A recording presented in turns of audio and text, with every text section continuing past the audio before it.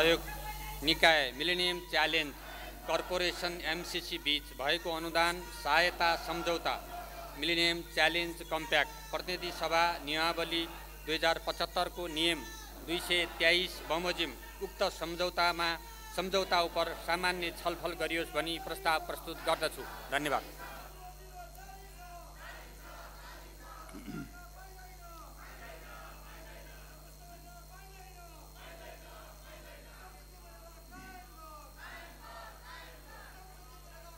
अब उक्त सम्झौतामाथिको सामान्य छलफल प्रारम्भ हुन्छ।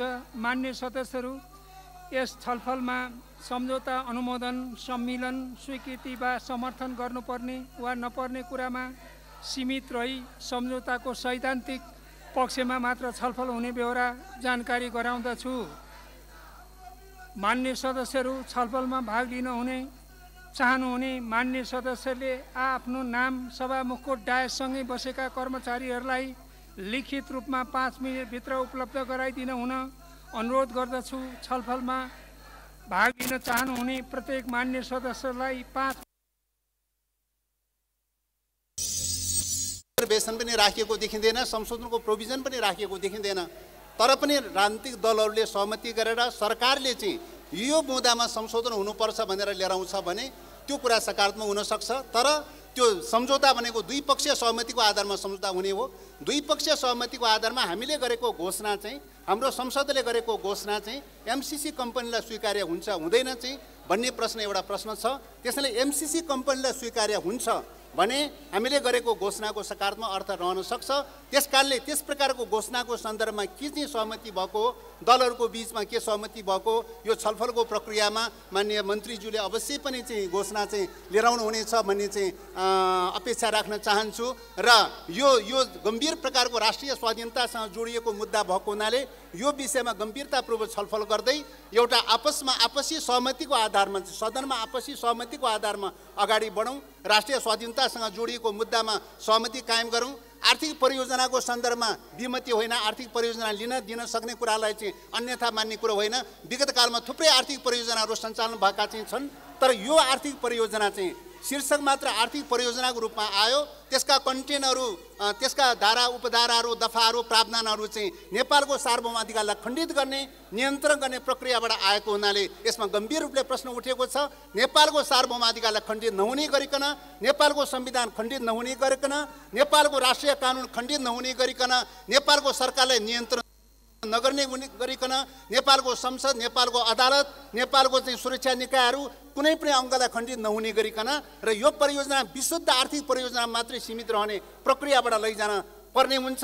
र त्यो प्रक्रियाबाट जान सक्ने अवस्था भयो भने यसले सकारात्मक रूप दिन सक्छ। अन्यथा नेपालको सार्वभौमाधिकार आर्थिक परियोजनाको नाममा नेपालको सार्वभौमाधिकार खण्डित गर्ने प्रक्रियाबाट गयो भने नेपालको स्वाधीनतामाथि गम्भीर सङ्कट पैदा हुनेछ। नेपाल जस्तो भूराजनीतिक अवस्थामा अवस्थित मुलुकको सन्दर्भमा आफ्नो राष्ट्रिय स्वाधीनताको प्रश्न, सुरक्षाको प्रश्न मेजर प्रश्न हो। सुरक्षाको प्रश्नलाई केन्द्रबिन्दु बनाउनुपर्छ। एउटा आर्थिक परियोजना मात्रै प्रमुख कुरा होइन। त्यसकारणले सैन्य रणनीतिसँग जोडिएका विषयहरूको बारेमा दलहरूको बिचमा भएको सहमति र सम्झौताले त्यसले नियन्त्रण गर्न सक्छ, त्यसले संशोधन गर्न सक्छ, परिमार्जन गर्न सक्छ, एमसिसी कम्पनीले त्यसलाई स्वीकार गर्न सक्छ भने यो सकारात्मक हुन सक्छ। त्यसकारणले फर्स्ट अफ अल चाहिँ यो छलफलको प्रक्रियाको क्रममा 5 दलको बिचमा, 4 दलको बिचमा के सहमति भएको त्यो पनि माननीय मन्त्रीज्यूले ल्याउनु हुनेछ। र त्यो ल्याइसकेपछि दुईटै जोडेर चाहिँ सामूहिक दुईटै प्रस्तावलाई सँगसँगै चाहिँ छलफलको प्रक्रियामा अगाडि लैयोस् र नियमावली अनुसार चाहिँ यो के अरे प्रतिनिधि सभा सञ्चालन सम्बन्धी कार्यविधि नियमावली अनुसार नै प्रस्तावको रूपमा अगाडि बढाइयोस्। संशोधन लगायतका प्रक्रियाहरू खुलाइयोस्। 72 घण्टे अथवा 120 घण्टे संशोधनको प्रक्रियाबाट अगाडि बढाइयोस् भन्ने आग्रह गर्दै मैले राख्नुपर्ने कुरा यहीँ टुङ्ग्याउन चाहन्छु। धन्यवाद। माननीय श्री डाक्टर भीमबहादुर रावल, समय 5 मिनट।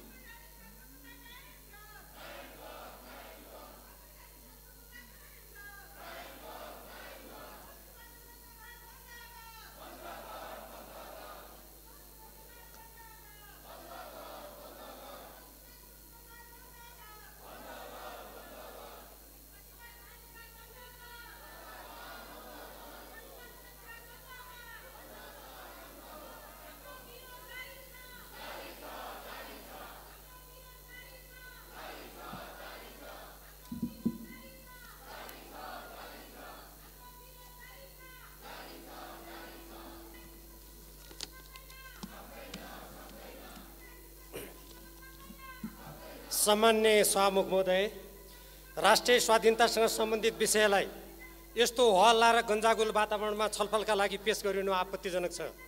सम्झौता नेपालको संविधानको धारा 279 विपरीत प्रतिनिधि सभामा पेश भएको छ। कम्प्याक्ट सम्झौता सम्बन्धी अरू 1 दर्जन सम्झौता समेत यहाँ पेश गरिनुपर्छ। नेपालको सार्वभौमता, स्वाधीनता, स्वतन्त्रता, स्वाभिमान र हितको रक्षा एवं सुरक्षाको गहन दायित्व प्रतिनिधि सभामा छ। प्रतिनिधि सभाले यस अनुरूप निर्णय गर्छ वा राजनीतिक दलका केही नेताहरूको सत्ता स्वार्थ, गुटबन्दी र दम्भको लागि राष्ट्रघाती प्रावधान रहेको एमसिसीसँगको सम्झौतालाई अनुमोदन गर्छ भनी नेपाली जनता चासोका साथ हेरिरहेका छन्। सम्झौतामा रहेका नेपालको स्वाधीनता, हित र आत्मनिर्णयको अधिकार विपरीतका धारा, दफा, उपदफा र अनुसूची समय सीमाको कारण यहाँ पेश गर्न सम्भव भएन। तर त्यस्ता प्रावधानहरूबाट प्रष्ट निम्नलिखित तथ्यको आधारमा सम्झौता प्रतिनिधि सभाबाट अस्वीकार गरियोस् भनी सम्पूर्ण देशभक्त नेपालीहरूको तर्फबाट आह्वान गर्दछु। मूल सम्झौता र यसको आधारमा गरिएका दर्जन सम्झौता असमान छन् र यसमा रहेका कतिपय प्रावधानले नेपालको सार्वभौमसत्ता, स्वाधीनता, स्वतन्त्रता, स्वाभिमान र हितमा आघात पुर्याउँछन्। सम्झौताको एउटा प्रावधानमा आयोजनाको अवधि 5 वर्ष भनिए पनि अरू प्रावधानले अनिश्चितकालसम्म रहने देखिन्छ। सो अवधिमा विद्युत प्रसारण लाइन र त्यसले चर्चेको जग्गा एमसिसीको अधीनमा रहन्छ।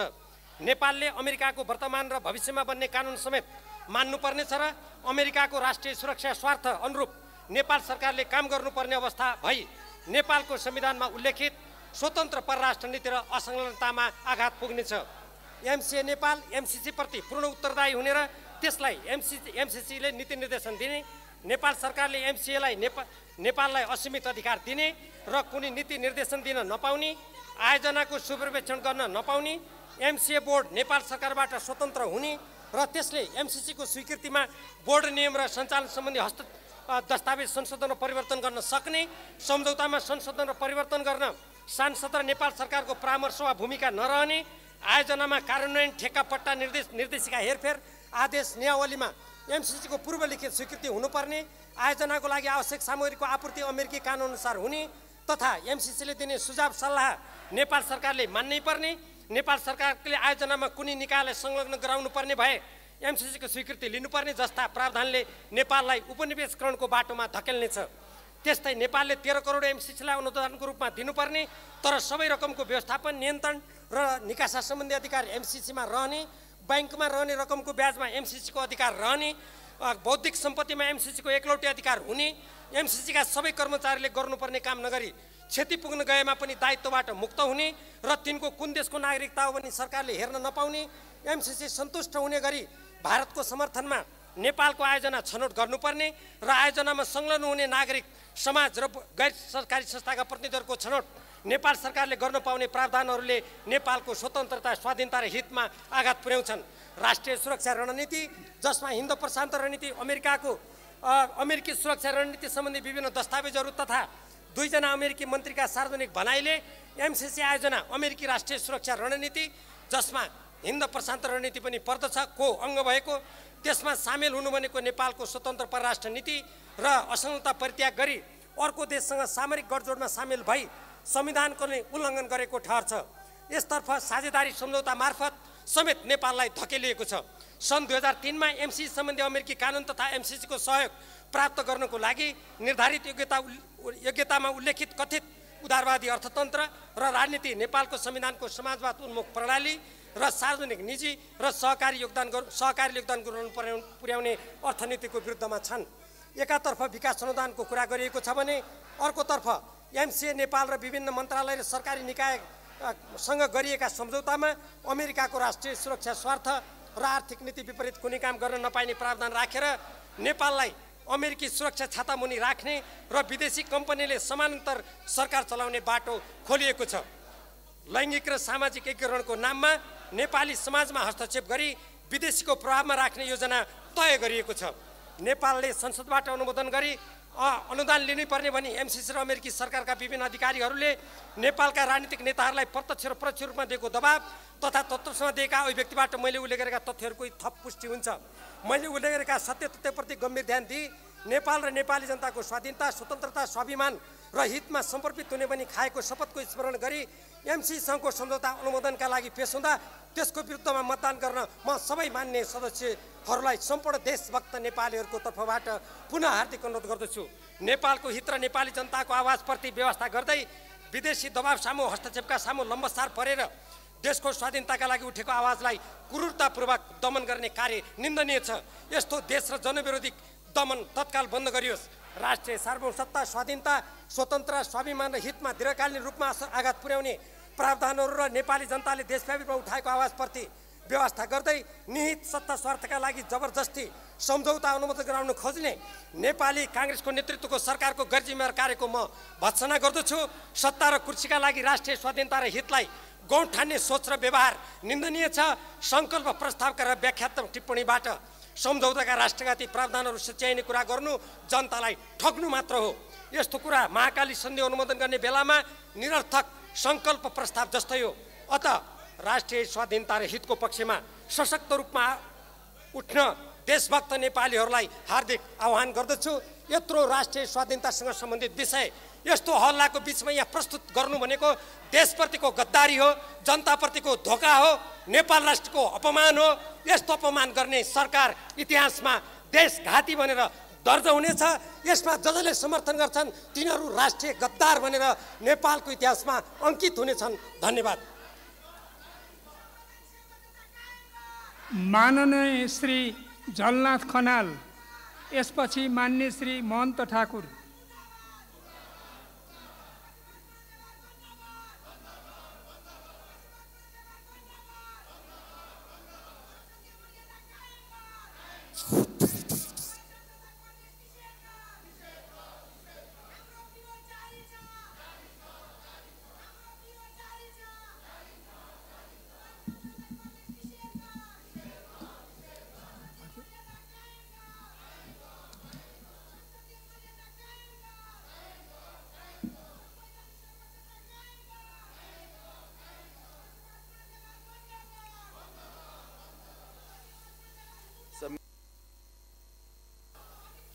आज हामीहरू यो देशकै निम्ति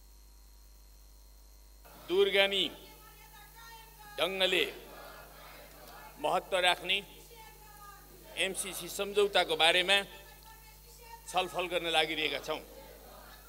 तर सभामुख महोदय, हामी यो छलफल कस्तो वातावरणमा गरिरहेका छौँ? यति महत्त्वपूर्ण विषयको लागि यो सभा शान्त हुनु पर्थ्यो कि पर्दैन थियो? वातावरण बन्नु पर्थ्यो कि पर्दैन थियो? एउटा लोकतान्त्रिक वातावरणमा यो छलफल गर्नु पर्थ्यो कि पर्दैन थियो? यसबारेमा सभामुख स्वयंले अत्यन्त गम्भीरतापूर्वक विचार गर्नुपर्ने थियो। सभामुख महोदय, तपाईँ यो सभाको सबभन्दा अब्बल नेता हुनुहुन्छ र तपाईँले कसरी सभा सञ्चालन गर्नुहुन्छ आज सिङ्गो देशका 2,92,00,000 नेपालीहरूले हेरिरहेका छन्।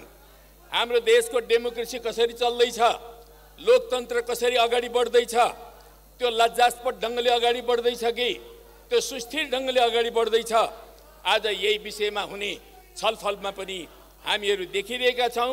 नेपाली जनताले हेरिरहेका छन्। सभामुख महोदय, म निकै लामो समय पछाडि मात्रै आज यो रोस्टममा बोलिरहेको छु। लामो समय मैले बिमारीको कारणले पनि यो रोस्टममा आउन सकिरहेको थिइनँ, तर धेरै लामो समय पछाडि यो ठाउँमा आएको छु। म सबभन्दा पहिले नेपालमा लोकतन्त्र स्थापना गर्नका लागि, गणतन्त्र स्थापना गर्नका लागि लामो समयदेखि सङ्घर्ष गर्दै आउनुभएका, आफूले आफ्नो ज्यान बलिदान गर्नुभएका सम्पूर्ण शहीदहरूप्रति, चाहे 7 सालका शहीदहरू हुनुहोस्, चाहे 46 सालको आन्दोलनका शहीदहरू हुनुहोस्, चाहे 62-63 को सङ्घर्षका शहीद हुनुहोस्, चाहे तराई आन्दोलनका शहीदहरू हुनुहोस्, चाहे जुनसुकै आन्दोलनका पनि शहीदहरू हुनुहोस्, उहाँहरूप्रति म हार्दिक श्रद्धा व्यक्त गर्न चाहन्छु। साथसाथै आज हामी जुन विषयमा यो संसदबाट बहस छलफलमा उत्रिरहेका छौँ, ठिक यही बेला आज देशका विभिन्न भागहरूमा देशभक्त नेपाली जनताहरू सडकमा उत्रिएका छन्। उनीहरू देशभक्तिको नारा लगाइरहेका छन्, यो देशको स्वाधीनताको पक्षमा बोलिरहेका छन्, यो देशको सार्वभौम सत्ताको पक्षमा बोलिरहेका छन्। यो देशमाथि कुनै घात हुने हो कि भन्ने बारेमा उनीहरू चिन्ता व्यक्त गरिरहेका छन् सभामुख महोदय। तर उनीहरूमाथि आज प्रशासनले लाठी बर्साइरहेको छ, उनीहरूका टाउका फोरिरहेको छ, उनीहरूका रगत बगाइरहेको छ। यो अत्यन्त दुःखद कुरा हो।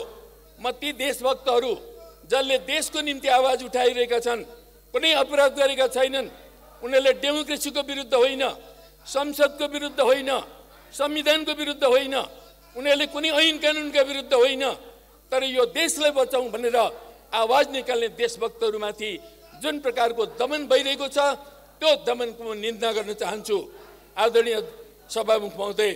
त्यसरी नै आज सम्पूर्ण देशमा जुन प्रकारको एउटा चिन्ता हामी देखिरहेका छौँ, यो चिन्ता भनेको यो देशप्रति कुनै प्रकारको घात पो हुन्छ कि यो संसद जस्तो एउटा अत्यन्त महत्त्वपूर्ण थलोबाट पनि देशको विरुद्ध केही हुन्छ कि भनेर आज आम जनता चिन्तित अवस्थामा रहेको छन् सभामुख महोदय।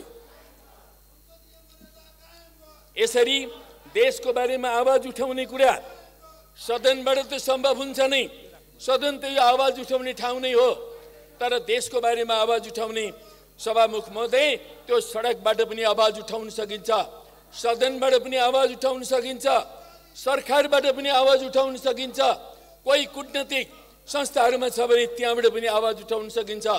देशका निम्ति आवाज उठाउने कुनै सिमाना हुँदैन, कुनै तोकिएको थलो हुँदैन।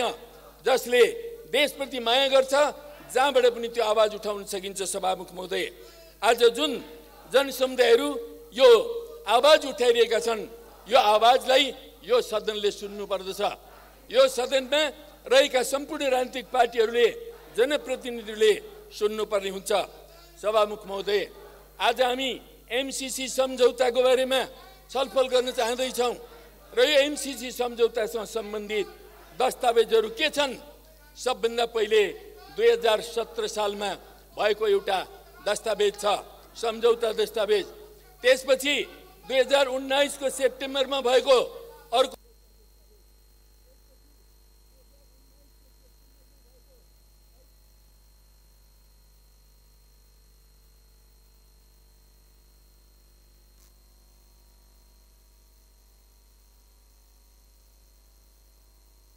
हुन्। ती सम्पूर्ण दस्तावेजहरू नपाइकन यो सदनमा नल्याइकन छलफल कसरी हुन सक्छ सभामुख महोदय? म 275 जना सांसदहरूलाई सभामुख महोदय मार्फत आग्रह गर्न चाहन्छु, सांसदहरू तपाईँ हामी भेडा बाख्रा होइनौँ, हामी यो देशको भाग्य र भविष्य निर्माण गर्ने अत्यन्त महत्त्वपूर्ण सदनमा उपस्थित छौँ। हामी जनताका प्रतिनिधिहरू हौँ। हामीले कुनै पनि सन्धि सम्झौताको बारेमा थोरल्ली A to Z सबै कुराहरू हामीले हेर्न पाउनुपर्छ, हामीले अध्ययन गर्न पाउनुपर्छ, हामीले छलफल गर्न पाउनुपर्छ र अनि मात्रै यो सदनले के गर्ने भन्ने बारेमा निर्णय गर्नुपर्छ। त्यसकारण सभामुख महोदय म तपाईलाई समेत आग्रह गर्न चाहन्छु कि यो एमसीसीसँग सम्बन्धित सम्पूर्ण दस्तावेजहरू यो सदनमा अविलम्ब वितरण गरियोस्। यति मात्र होइन, त्यो 12-13 वटा दस्तावेज मात्र होइन, एमसीसी र एमसीए का बीचमा थुप्रै पत्राचारहरू समेत भएका छन्। ती पत्राचारहरू पनि यो सदनले हेर्न पाउनुपर्छ।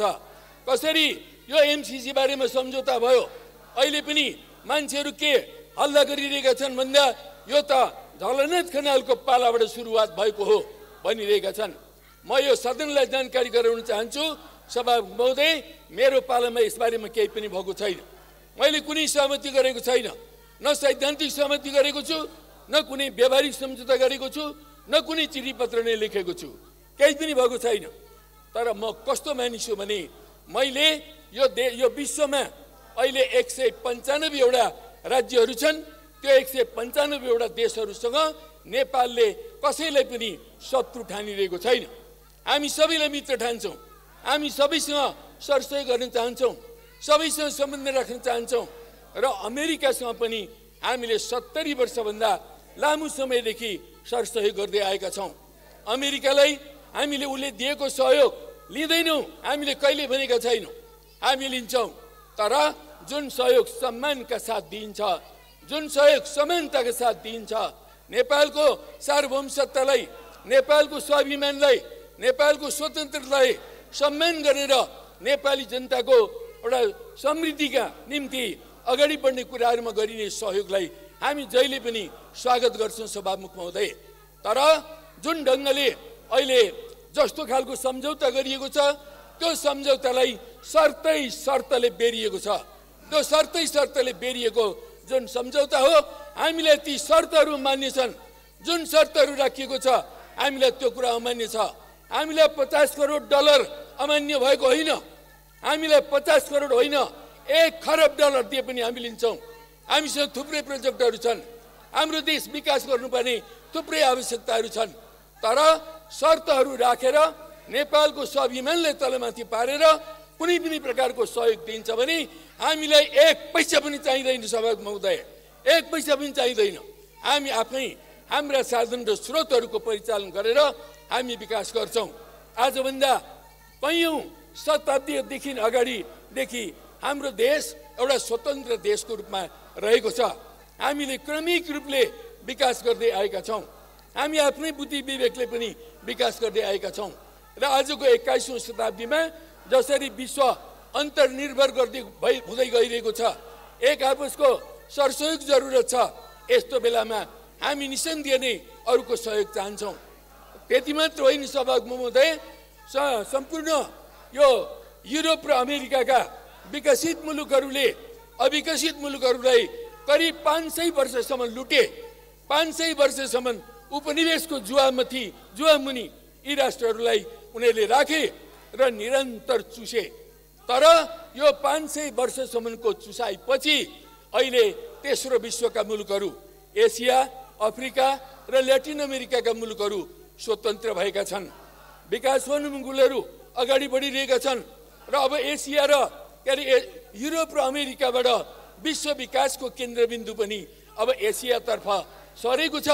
एसिया राइज भइरहेको छ। एसियामा चाइना राइज भइरहेको छ।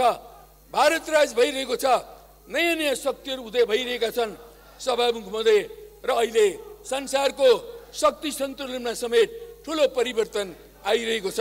यस्तो अवस्थामा जुन अविकसित मुलुकहरू छन् ती अविकसित मुलुकहरूको तर्फबाट संयुक्त राष्ट्र सङ्घमा व्यापक बहस हुँदाखेरि अब विकसित मुलुकहरूले विकासोन्मुख मुलुकहरूलाई सहयोग गर्नै पर्छ। उनीहरूले प्रत्येक वर्ष आफ्नो जीडीपीको 0.7% हरेक देशले अविकसित मुलुकहरूलाई दिनुपर्छ भन्ने निर्णय स्वयं संयुक्त राष्ट्र सङ्घले गर्यो। त्यो संयुक्त राष्ट्र सङ्घले गरिसकेपछि हामी अविकसित मुलुकहरूले विकसित मुलुकहरूबाट पाउनुपर्ने सहयोग भनेको हाम्रो हकको कुरा हो सभामुख महोदय। अमेरिकाले हामीलाई कुनै दया मायाले दिने कुरा मात्र होइन, यो हाम्रो हकको कुरा हो। 50 करोड डलर नेपालले पाउने आफ्नो हकको कुरा हो। हामी हकको साथमा लिन्छौँ। तर त्यो संयुक्त राष्ट्र सङ्घको नियम अनुरूप, अन्तर्राष्ट्रिय कानुन अनुरूप, अन्तर्राष्ट्रिय प्रचलन अनुरूप, भियना कन्भेन्सन अनुरूप हामीले पाउनुपर्छ। हामीले सम्मानका साथ पाउनुपर्छ। दुवै देशको सार्वभौमसत्तालाई समान ढङ्गले मानेर पाउनुपर्छ। हाम्रो भनाइ यो हो। हाम्रो देश एउटा असंलग्न मुलुक हो। हामी लामो समयदेखि असमताको सिद्धान्तमा छौँ। तर हामी अरू कुनै पनि देशको सुरक्षा छाता ओढ्नेवाला छैनौँ। यो सम्झौतामा एउटा ठाउँमा मात्र होइन, एउटा सम्झौतामा मात्र होइन, पटक पटक अनेकन सम्झौताहरूमा अमेरिकी राष्ट्रिय सुरक्षा अवधारणा मान्नुपर्ने कुराहरू अगाडि सारिएको छ सभामुख महोदय। यो कुरा कुनै पनि नेपालीलाई मान्य छैन। 2 करोड 92 लाख नेपालीलाई मान्य छैन यो कुरा। किनभने हामी कसैको सुरक्षा छाता ओढ्न चाहँदैनौँ। हामी आफ्नै सुरक्षा छाता ओढ्न तयार छौँ र हामीले आफ्नै सुरक्षा छाता बनाएर नेपाललाई स्वतन्त्र बनाएर हामी अगाडि बढ्दै आएका छौँ सभामुख महोदय। त्यसरी नै हामीले कुनै पनि देशले आफ्नो सामाजिक व्यवस्था छनौट गर्ने उसको हकको कुरा हो। हामीले 62-63 को जनक्रान्तिपछि 10 वर्ष लगाएर संविधान बनायौँ सभामुख महोदय। यो संविधान अन्तर्गत हामीले हाम्रो भविष्य अब समाजवादतर्फ जानुपर्छ भनेर हामीले चुनेका छौँ। हाम्रो भविष्य निर्णय गर्ने सम्पूर्ण नेपाली जनताको हकको कुरा हो। यो अरू कुनै देशले डिक्टेट गर्ने कुरा होइन। तर यो सम्झौताले के भन्छ भने नेपाली जनताले उदार अर्थतन्त्र मान्नै पर्ने, उदार लोकतन्त्र मान्नुपर्ने, बजार अर्थतन्त्र मान्नुपर्ने, यस्ता शर्तहरू राखिएको छ। सभामुख महोदय, ती शर्तहरू हामीलाई मान्य छैन। त्यस्ता शर्तहरू नेपाली जनता मान्न तयार छैनन्। ठिक त्यसरी नै सभामुख महोदय, यो सम्झौताले कस्ता शर्तहरू पनि अगाडि सारेको छ भने यो सम्झौता लागू भएपछि अमेरिकाले 200 वर्षदेखि कानुन बनाइरहेको छ। के ती कानुनहरू हामी पालन गर्न सक्छौँ? सक्दैनौँ। सभामुख महोदय, हामीलाई एउटा कानुन पनि पढिरहनु पर्ने जरुरत पनि छैन। हामी पढ्न पनि भ्याउँदैनौँ, पढ्नै सक्दैनौँ। हामी हाम्रो देशका जनतालाई कति हामीले बनाएकै कानुनहरू पढाउन सकिरहेका छैनौँ। त्यसो हुनाले अमेरिकाका प्रचलित कानुन हामीले मान्नुपर्ने जुन शर्त हो, त्यो शर्त आफैमा आपत्तिजनक छ। त्यति मात्र होइन, भविष्यमा बन्ने कानुन समेत मान्नुपर्ने शर्तहरू अगाडि सारिएको छ। सभामुख महोदय, भविष्यमा के बन्छन् के थाहा, ती सारा चिजहरू मान्न हामी बाध्य छैनौँ। अहिले नै हामी देखिरहेका छौँ, अमेरिका चल्तीको शिखरबाट अलिकति झर्न खोज्दैछ, चाइना राइज गर्दैछ। अनि चाइना राइज गरेको कुराप्रति अमेरिकाले बढी आपत्ति गर्दैछ र चाइनाको राइजलाई कसरी रोक्ने, कन्टेनमेन्ट गर्ने भन्ने कुरामा उसलाई बढ्ता चिन्ता लागेको देखिन्छ। त्यसै कारण उसले तिब्बत कानुन बनाइरहेको छ, हङकङ कानुन बनाइरहेको छ, ताइवान कानुन बनाइरहेको छ, सिन्जियाङ अथवा उइगुर कानुन बनाइरहेको छ। यस्ता कानुनहरू अमेरिकाको संसदले बनाउँदैछ। सभामुख महोदय, अब हामीले ती कानुन पनि मान्नुपर्ने हो भने हाम्रो देशले छिमेकी देशहरूको सम्बन्ध के होला, चीनसँगकै सम्बन्ध कस्तो होला?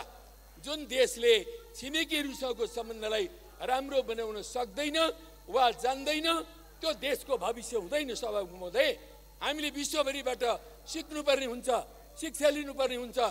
भर्खरै मात्रै आजको विश्व मानचित्रबाट एउटा एकीकृत देश अहिले 3टा देशमा रूपान्तरित भएको छ। युक्रेन, जसबाट नेपालले बडो राम्रोसँगले शिक्षा लिनुपर्ने हुन्छ। युक्रेनले आफ्नो छिमेकीहरूसँग बढीभन्दा बढी वैरोध्य जन्मायो र परको अर्को मित्रसँग चाहिँ उसले बडा अँगालो मार्न खोज्यो। त्यसले गर्दाखेरि अन्त्यमा परिणाम कस्तो आयो भन्दा एक दिन अगाडिसम्म एकीकृत भएको युक्रेन भोलिपल्ट एक रात सुतेर भोलिपल्ट बिहानै बिउजिँदा 3टा देश भइरहेको। यस्तो एउटा दुर्भाग्यपूर्ण घटना आज विश्व राजनीतिमा हामी देखिरहेका छौँ। त्यसैले हामीले छिमेकीहरूसँग सम्बन्धलाई कसरी निर्वाह गर्ने र विश्वसँगका सम्बन्धहरू कसरी निर्वाह गर्ने, विभिन्न महाशक्तिहरूसँगको सम्बन्ध कसरी निर्वाह गर्ने, यसमा हामीले दूरदर्शी र बुद्धिमत्तापूर्ण ढङ्गले अगाडि बढ्न सक्नुपर्छ। नत्र भने हाम्रा जस्ता साना देशहरूको अस्तित्वमाथि खतरा आइलाग्छ भन्ने कुरा युक्रेनबाट हामीले सिक्नुपर्ने हुन्छ। सभामुख महोदय, हामीले दक्षिण एसियामा विगत 40 वर्षको अवधिमा हेरौँ, दक्षिण एसियाको मानचित्र बदलेको छ। यहाँ कैयौँ नयाँ देशहरू बने, कैयौँ देशहरू विलोप भए। सभामुख महोदय, हामीले यी घटनाक्रमबाट पनि सिक्न सक्नुपर्छ। अन्यथा हामी आफ्नो देशको स्वाधीनता जोगाउन सक्दैनौँ, हामी हाम्रो देशको भविष्य जोगाउन सक्दैनौँ। हामीले आज केही त गरौँला, केही फाइदा होला, तपाईँ हामी एकाध मान्छेहरूलाई फाइदा होला, हामीले कुनै सन्धि सम्झौता गरौँला, तर त्यसले हाम्रो देशका आम जनताको भाग्य भविष्य के हुन्छ, हामीले त्यो कुरा ख्याल गर्नुपर्ने हुन्छ। आफ्नो लागि होइन, हामीले यो देशको भविष्यको लागि हामीले काम गर्नुपर्ने हुन्छ। आजका नेताहरूको कर्तव्य त्यो हो। त्यसैले सभामुख महोदय, आज जुन विषयमा हामी छलफल गर्न गइरहेका छौँ, यो अत्यन्त गम्भीर विषय हो र यसले यो गम्भीर विषयलाई छलफल गर्नको लागि जुन वातावरण हुनुपर्थ्यो त्यो वातावरण बनाउन सकिएन। बनाउने कुरामा म आदरणीय सम्माननीय प्रधानमन्त्रीज्यूलाई सभामुख मार्फत भन्न चाहन्छु कि तपाईँले वातावरण बनाउनुपर्छ। प्रधानमन्त्रीज्यू, तपाईँ यो संसदको पनि र यो देशको पनि नेता हो। त्यसकारणले तपाईँले सबै राजनीतिक पार्टीहरूसँग वार्ता गरेर छलफल गरेर एउटा सहमतिपूर्ण वातावरण बनाउनु पर्ने हुन्छ। त्यो सहमतिपूर्ण वातावरण बनाउने जिम्मा तपाईँको जिम्मा हो। त्यसकारणले तपाईँले सक्नु भएन भने यो कसको असक्षमता हो, यो प्रश्न तपाईँमाथि तेर्सिन सक्छ। त्यसैले म आग्रह यस्तो वातावरणमा होइन, हामी राम्रोसँगले यो एमसिसीको बारेमा यसका प्रस एन्ड कोन्स, यसका प्रत्येक दफा उपदफाहरूमा बृहत हामीले छलफल गर्नुपर्ने हुन्छ र व्यापक छलफलका साथमा यो नेपालको हितमा छ कि छैन त्यो कुराको निर्क्युल गर्नुपर्ने हुन्छ। आज यो संसदमा वातावरण छैन। सभामुख महोदय, यो छलफलको निम्ति उपयुक्त वातावरण होइन। यो छलफलको निम्ति उपयुक्त वातावरण बनाइयोस् र तब मात्रै यसमा विस्तृत छलफलको लागि अगाडि बढियोस्। त्यसको लागि हामीले एमसीसीसँग सम्बद्ध सम्पूर्ण दस्तावेजहरू, यसको सुरुवात कहाँबाट भयो, कुन प्रधानमन्त्री हुँदा भयो, त्यहाँदेखिका चिठी पत्रहरूदेखि लिएर सम्पूर्ण कुराहरू हामीले सदनमा राख्नुपर्छ, पारदर्शी ढङ्गले राख्नुपर्छ र सम्पूर्ण 275 जना सांसदहरूले थाहा पाउन सक्नुपर्छ र उहाँहरूले बोलेका कुराहरू 2 करोड 92 लाख नेपालीहरूले थाहा पाउन सक्नुपर्छ। तब मात्रै हामी पारदर्शी ढङ्गले, लोकतान्त्रिक ढङ्गले यी विषयहरूमा निर्णयमा पुग्छौँ भन्ने कुराहरू मलाई लाग्छ। अहिले हामी देखिरहेका छौँ यो एमसीसी सम्झौता गर्ने सिलसिलामा सडकमा विरोध छ, राजनीतिक पार्टीहरूको विरोध छ। हाम्रो पार्टी नेकपा एकीकृत समाजवादीले लामो समयदेखि यो यथास्थितिमा पास गर्नु हुँदैन, यथास्थितिमा हामी अनुमोदन गर्न सक्दैनौँ भन्ने अडान राख्दै आएको कुरा सभामुख महोदय यो सदनलाई पनि थाहा छ, सम्पूर्ण नेपाली जनतालाई पनि थाहा छ। अहिले हामी सुन्दैछौँ एउटा डिक्लेरेसन गरेर, एउटा चाहिँ व्याख्यात्मक घोषणा गरेर हाम्रा ग्रिभेन्सेसहरू के छन् अथवा हाम्रा रिजर्भेसनहरू के छन् त्यो कुरालाई राखेर अनि त्यस पछाडि पास गर्ने कुराहरू आइरहेको छ। तर ती कुराहरूको ग्यारेन्टी के छ? योभन्दा अगाडि पनि एमसीसीले सवाल जवाफ गरिसकेको छ, अनेक प्रश्नहरूको जवाफ उसले दियो। तर ती प्रश्नहरूको जवाफ दिने जुन लिखत छ त्यो लिखतको कुनै लिगल ग्राउन्ड छैन, त्यसको कुनै कानुनी आधार छैन। त्यसकारणले हामीले त्यसलाई स्वीकार गरेका छैनौँ सभामुख महोदय। त्यसरी नै यदि हामीले घोषणा एकतर्फी रूपले मात्रै यो सभाले घोषणा गर्छ भने यो सभाको एकतर्फी घोषणा बाहेक केही पनि हुँदैन। त्यसो हुनाले यो सम्झौता जुन छ यो सम्झौतालाई सुधार गर्ने कुनै पनि घोषणा वास्तवमा सम्झौताको अङ्ग बन्छ कि बन्दैन, आज नेपाली जनताको यो एउटा सरकारको विषय हो। र यसको निम्ति अमेरिका तयार छ कि छैन, एमसीसी तयार छ कि छैन? तयार छ भने यो सदनले थाहा पाउनुपर्छ। अमेरिका यो सम्झौता चाहिँ सुधार गर्न तयार छ, संशोधन गर्न तयार छ, हाम्रा रिजर्भेसनहरूलाई सम्बोधन गर्न तयार छ भन्ने कुराको ग्यारेन्टी के हो? त्यो ग्यारेन्टी यो सदनले चाहन्छ। यो सदनले चाहेर हाम्रा ती रिजर्भेसनहरू सम्बोधन हुन्छन् भन्ने कुराहरूको सुनिश्चितता भयो भने सभामुख महोदय हामी सकारात्मक ढङ्गले सोच्न सक्छौँ। हामीले अमेरिकाले दिने कुनै पनि कुराहरूको बहिष्कार गर्नुपर्छ, लिनु हुँदैन भन्ने कुराहरू हामी कसैले पनि भनिरहेका छैनौँ। तर हामी ग्यारेन्टी चाहन्छौँ।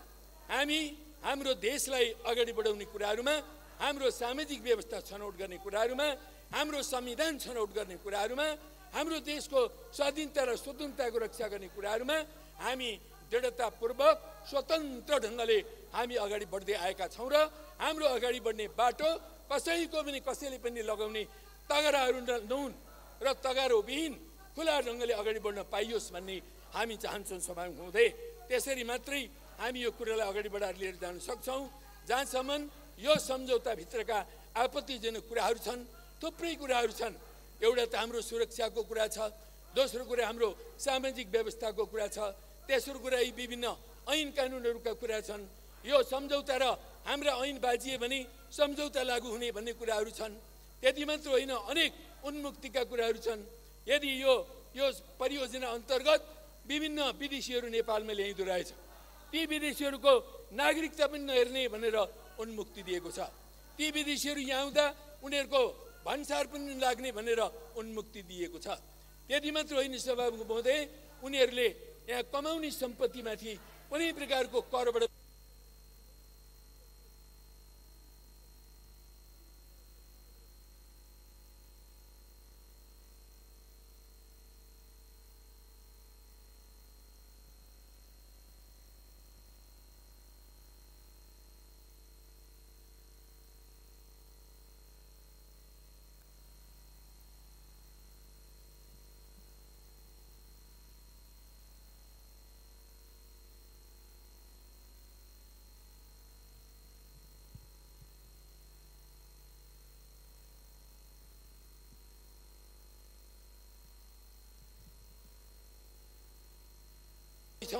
यो त 2019ले पनि संशोधन गरिसक्यो र अनेक चिठी पत्रले पनि संशोधन गरेको देखिन्छ। कुन चाहिँ दस्तावेज हामीले अनुमोदन गर्ने?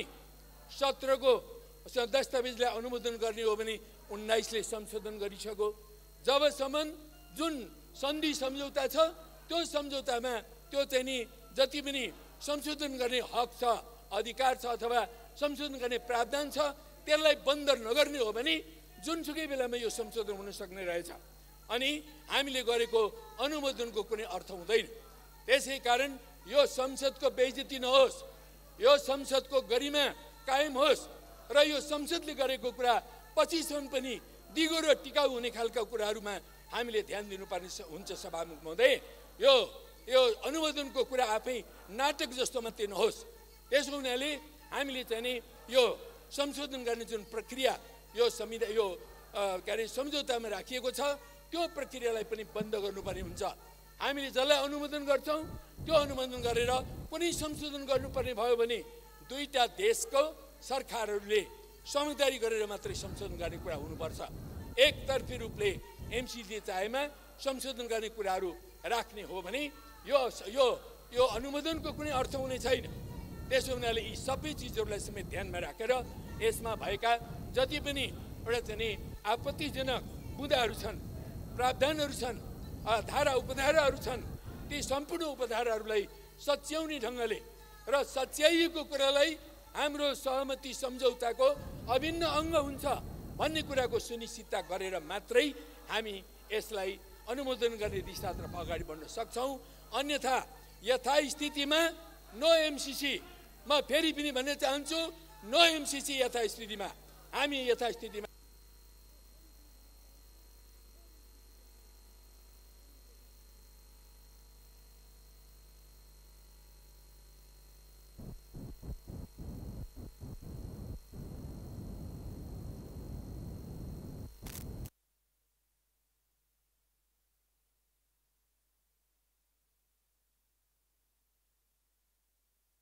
म त्यो कुराहरूमा फेरि भन्छु र अन्त्यमा फेरि पनि यो सदनमा छलफलको वातावरण बनाइयोस्।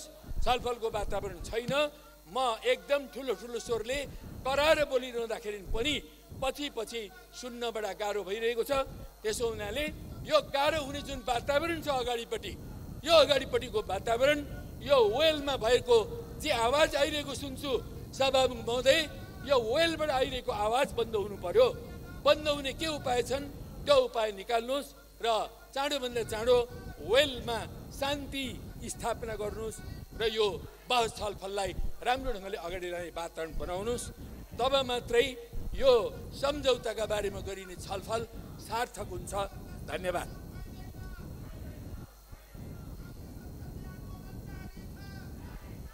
माननीय श्री महन्त ठाकुर, समय 5 मिनट। यसपछि माननीय श्री लीलादेवी सिटौला।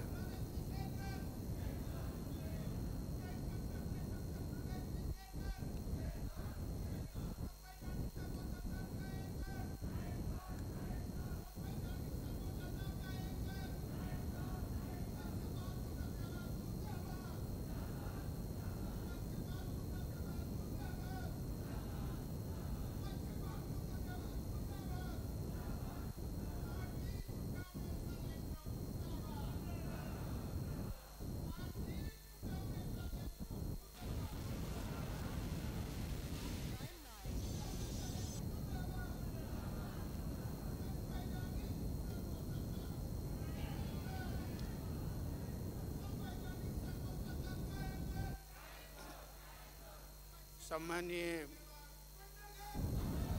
सभामुख जी, सरकारद्वारा प्रस्तुत गरिएको अमेरिकी मिलेनियम च्यालेन्ज कर्पोरेसन बीच भएको अनुदान सहायता सम्झौता सन्दर्भमा म आफ्नो पार्टीको तर्फबाट 2 शब्द राख्न चाहन्छु र यो सम्झौताको म पक्षमा छु। सामान्य सभामुखजी, अमेरिकाले नेपाललाई 7 दशकभन्दा बढी समयदेखि डेभलपमेन्ट पार्टनरको रूपमा नेपालको विकास निर्माणमा सहयोग गर्दै आएको छ। राष्ट्रिय हितको या राष्ट्रिय जीवनको हरेक क्षेत्रमा सडक, सञ्चार, शिक्षा, स्वास्थ्य, कृषि प्रत्येक क्षेत्रमा उसको केही न केही सहयोग देखिन्छ र वर्तमान यो जुन सहयोग आएको छ अनुदानको रूपमा छ र विशेष गरी यसमा जुन तोकिएको छ गरिबी निवारणको उद्देश्य यसको यो छ कि नेपालमा आर्थिक वृद्धिद्वारा गरिबीलाई कम गर्ने र सर्वसाधारणको जीवन स्तरलाई चाहिँ सुधार गर्ने यो राम्रो एउटा उद्देश्य लिएर लक्ष्य लिएर यो सहयोग अनुदानको रूपमा आएको छ र जहाँसम्म खर्च हुने प्रश्न छ यो त्यो पनि निर्धारित गरिएको छ र वो नेपाल सरकारद्वारा नै निर्धारित गरिएको हो। विद्युत प्रसारण लाइन र सडक सञ्जालमा मर्मत सम्भार आदिमा यो चाहिँ यसबाट आउने जुन सहयोग छ त्यो खर्च हुने हो र यसमा जो बौद्धिक सम्पत्ति यसबाट उत्पन्न हुने हो त्यो पनि नेपालको नै पाउने हो र यसको साथसाथै यो सम्झौताबाट जुन के छ जो देश त्यसै आएको होइन यो नेपालले त्यो क्राइटेरिया पुरा गरेको विशेष गरी नेपाल अहिले न्यून आय विश्व बैंकको वर्गीकरणमा नेपाल कम आम्दानी भएको न्यून आम्दानी भएको र देश भएको हुनाले त्यो वर्गीकरणको आधार दोस्रो कुरा कि नेपाल एउटा चाहिँ यो यस किसिमको सहयोग पाउनको लागि देशमा चाहिँ लोकतान्त्रिक शासन हुनुपर्छ र न्यायसङ्गत हुनुपर्छ, जनतामा लगानी तथा आर्थिक स्वतन्त्रता। तो यो वर्गीकरण जुन छ यो जुन स्कोर कार्ड छ मिलेनियम च्यालेन्जको त्यसमा त्योभन्दा माथि परेको हुनाले यो नेपाल यो सहायताको अन्तर्गत परेको हो र नेपालले आफ्नो आवश्यकता अनुसार र माग अनुसार नै यो पाएको छ। यो बिना जबरदस्ती लादिएको होइन र हामीहरूको स्वतन्त्रतामाथि पनि यसको कुनै उ छैन, बल्कि देश जब मजबुत हुन्छ तो उसको स्वतन्त्रता सुरक्षित हुन्छ। देश कमजोर भएपछि गरिब भएपछि उसको स्वतन्त्रतामाथि आघात पुग्ने सम्भावना हुन्छ। त अमेरिकाको जुन उद्देश्य छ जुन उसले लक्ष्य यसको मार्फत लिन खोजेको छ नेपालमा त्यो चाहिँ पोजिटिभ छ, सकारात्मक छ। त्यसै कारण हाम्रो पार्टी लोकतान्त्रिक समाजवादी पार्टी यसको पक्षमा छ, समर्थन गरिरहेको छ। धन्यवाद।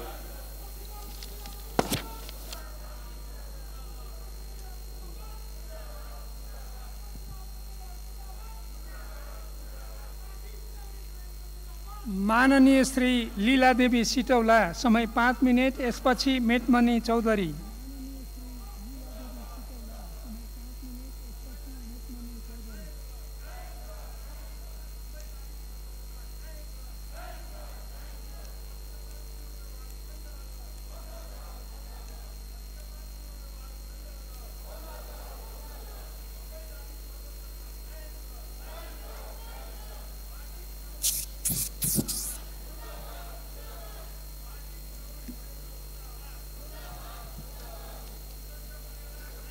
सम्माननीय सभामुख महोदय, सर्वप्रथम त म सम्माननीय प्रधानमन्त्रीज्यूलाई यो राष्ट्र मुद्दामा हामी अहिले छलफल गरिरहेका छौँ, यो देशको भविष्यको बारेमा छलफल गरिरहेका छौँ। त्यसकारणले यो संसदमा जुन तरिकाको संसद अवरुद्ध हुने काम भएको छ, यो राष्ट्रिय इस्युमा राष्ट्रिय मुद्दामा छलफल गर्ने नजिकमा आउँदा पनि यसलाई शान्त पार्नको लागि यसलाई चाहिँ सबैलाई छलफलमा सहभागी गराउनको लागि म सम्माननीय प्रधानमन्त्री ज्यूसँग अनुरोध गर्दछु र साथै प्रतिपक्षी दलका नेता पूर्व प्रधानमन्त्री केपी शर्मा ओलीज्यूसँग पनि म अनुरोध गर्छु कि यो आज हामी जुन विषयमा प्रवेश गरेर छलफल गरिरहेका छौँ, तपाईले माग राख्नु भएको छ सरकारसँग, तपाईका माग पुरा भएका छैनन्, संसद अवरोध गरिरहनु भएको छ, त्यो एक कारणले ठिकै होला। तर तपाई पनि यो एमसीसी को विषयमा धेरै अगाडिदेखि जोडिएर आउनु भएको छ र तपाई पनि यो देशको एउटा अगुवा प्रधानमन्त्री भइसकेको व्यक्तित्व हुनुहुन्छ। त्यसकारणले तपाईले पनि आफ्नो माग, पार्टीको माग भन्दा यो राष्ट्रको भविष्य ठुलो हो भन्ने कुरालाई बुझिदिनुपर्छ भनेर म अनुरोध गर्न चाहन्छु। अहिले हामी एमसीसी को विषयमा छलफल गरिरहेका छौँ। हामी सांसदहरू नखाउँ भने दिनभरिको शिकार, खाउँ भने कान्छा बाबुको अनुहार जस्तो स्थितिमा हाम्रा अगुवा नेताहरूले हामीलाई ल्याइ पुर्याउनु भएको छ। तपाईहरूलाई अध्ययन गर्यो भने मिलिजुली यो एमसीसी यो देशमा प्रवेश गराएको देखिन्छ। तर आज पार्टीगत स्वार्थले, व्यक्तिगत स्वार्थले तपाईहरू ओतप्रोत देखिनुहुन्छ।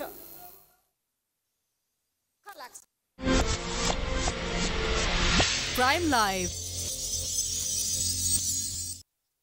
पञ्चशीलको सबै राष्ट्रहरूसँग समान व्यवहार गर्ने कुरा पनि छ कि एमसीसी को परियोजना पास गरेपछि हामी असंलग्न राष्ट्रका जनता हुन सक्छौं के पञ्चशीलको आधारमा सबैसँग समान व्यवहार हुन सक्छ? बिल्कुलै हुन सक्दैन। यसैले यो परियोजनालाई पास गर्ने कुरामा कुनै पनि राजनीतिक दल र मान्यज्यूहरू नलागौं। आज हामीलाई यो विषयमा धेरै सामान्य लाग्न सक्छ, तर यसले घातक परिणाम ल्याउने कुराको पनि हेक्का राखौं। महाकाली सन्धि गर्न पनि हामीले ठुला आश्वासन र सपनाहरू नेपाली जनतालाई दिएका थियौं। नेपाल र नेपालीहरूको हितमा छ भनी जनतालाई भनेका थियौं। तर आज त्यही सम्झौताको कारणले महाकाली नदी आधा आधा भयो, जसको परिणाम लिम्पियाधुरा, लिपुलेक र कालापानीमा भारतीय सुरक्षा फोर्स हक जमाएर बसिरहेको छ। यो मेरो जमिन हो भन्ने दाबी गरिरहेको छ। सभामुख महोदय, एमसीसी प्राप्तिको लागि 23वटा सूचाङ्कमा पास हुनुपर्ने परियोजनाको शर्त छ। परियोजना प्राप्तिको लागि सबै प्रक्रिया पूरा गरे तापनि सबै सूचाङ्कहरूमा नेपाल उत्तीर्ण हुन सकेन। तर पनि नेपाल उत्तीर्ण भएको पत्रचार परियोजनाबाट प्राप्त भयो। परियोजना प्राप्तिको लागि फेल भएको राष्ट्रलाई पास गराउने कुरा अस्वीकार गर्छौ भन्दा भन्दै भैलेर देउसिरेको तरिकाले नेताहरूको घर घरमा चाहर्ने कुरा, घुमाउरो तरिकाले धम्की दिने कुरा र त्यही धम्कीको कारणले टेबल र प्रक्रियामा लाने कुरा एउटा सार्वभौम मुलुकको लागि सुहाउने विषय होइन। नेपालको क्यालेन्डरमा स्वतन्त्र दिवस भनी कहीँ नै उल्लेख छैन। अर्थात् हामी इतिहासमा कसैको दास र गुलाम भएनौँ। तर आज हामीलाई एमसीसी परियोजनाले हाम्रो निर्देशक भए जस्तै निर्देशन दिने काम गरिरहेको छ। सार्वभौम मुलुकको लागि घोर आपत्तिजनकको विषय हो। एमसीसी नेपालको जमिन, सडक निर्माण र प्रयोग र जलविद्युतको प्रयोग र वितरणसँग सम्बन्धित छ। यदि यसलाई संसदबाट पास गर्ने हो भने नेपालको संविधानको धारा 279 विपरीत हुन जान्छ। 279 मा स्पष्ट रूपमा उल्लेख छ, शान्ति, सुरक्षा, मैत्री, प्रतिरक्षा तथा सामरिक नेपाल राज्यको सिमाना तथा प्राकृतिक स्रोत तथा तिनीहरूको वितरणसँगको विषय क्षेत्रलाई मात्रै अनुमोदन गर्नुपर्ने संवैधानिक व्यवस्था छ। कि त भन्नु पर्यो एमसीसी उल्लेखित 4वटा विषय क्षेत्रभित्र पर्छ। यदि यो भन्न सकिँदैन भने गैर संवैधानिक कार्य कुनै पनि सांसदहरू नगरौँ। संविधान कानुन निर्माण हामी कसैले पनि संविधानको धज्जी उडाउने काम नगरौँ। यदि यो परियोजना वैदेशिक सहायता हो भने अनुमोदनको विषय होइन। यति मात्र होइन, सरकारले संविधानको धारा 279 को उपधारा 2 को बरखिलाफ सन् 2019 को सम्झौता सम्पन्न गरेको छ। सन् 2017 को सम्झौता 1 वर्ष अघि अनुमोदनको लागि प्रतिनिधि सभामा प्रस्तुत गरेको छ। त्यो अनुमोदन नहुँदै सन् 2019 को सेप्टेम्बर 29 मा सम्झौता कार्यान्वयन गर्ने दोस्रो सम्झौता गरेको छ। सन् 2017 को सम्झौता अनुमोदन नहुँदै सरकारले 2019 को कार्यान्वयनको सम्झौता कसरी गर्यो? सन् 2019 को सम्झौताले सन् 2017 को सम्झौतामा गम्भीर फेरबदल गरेको छ, जसले नेपालको संविधान र राष्ट्रिय हितमा गम्भीर असर पारेको छ। सन् 2017 को सम्झौतामा सम्झौताको लक्ष्य आर्थिक विकासद्वारा गरिबी उन्मूलन गर्ने हो भन्ने व्यवस्थालाई सन् 2019 को सम्झौताले हटाएको छ।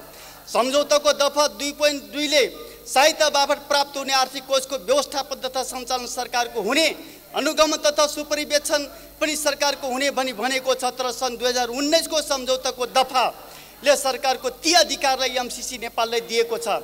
परियोजना सञ्चालन गर्ने, ढाँचा निर्माण गर्ने, कार्यान्वयन गर्ने, अनुगमन गर्ने सबै अधिकार एमसिसी।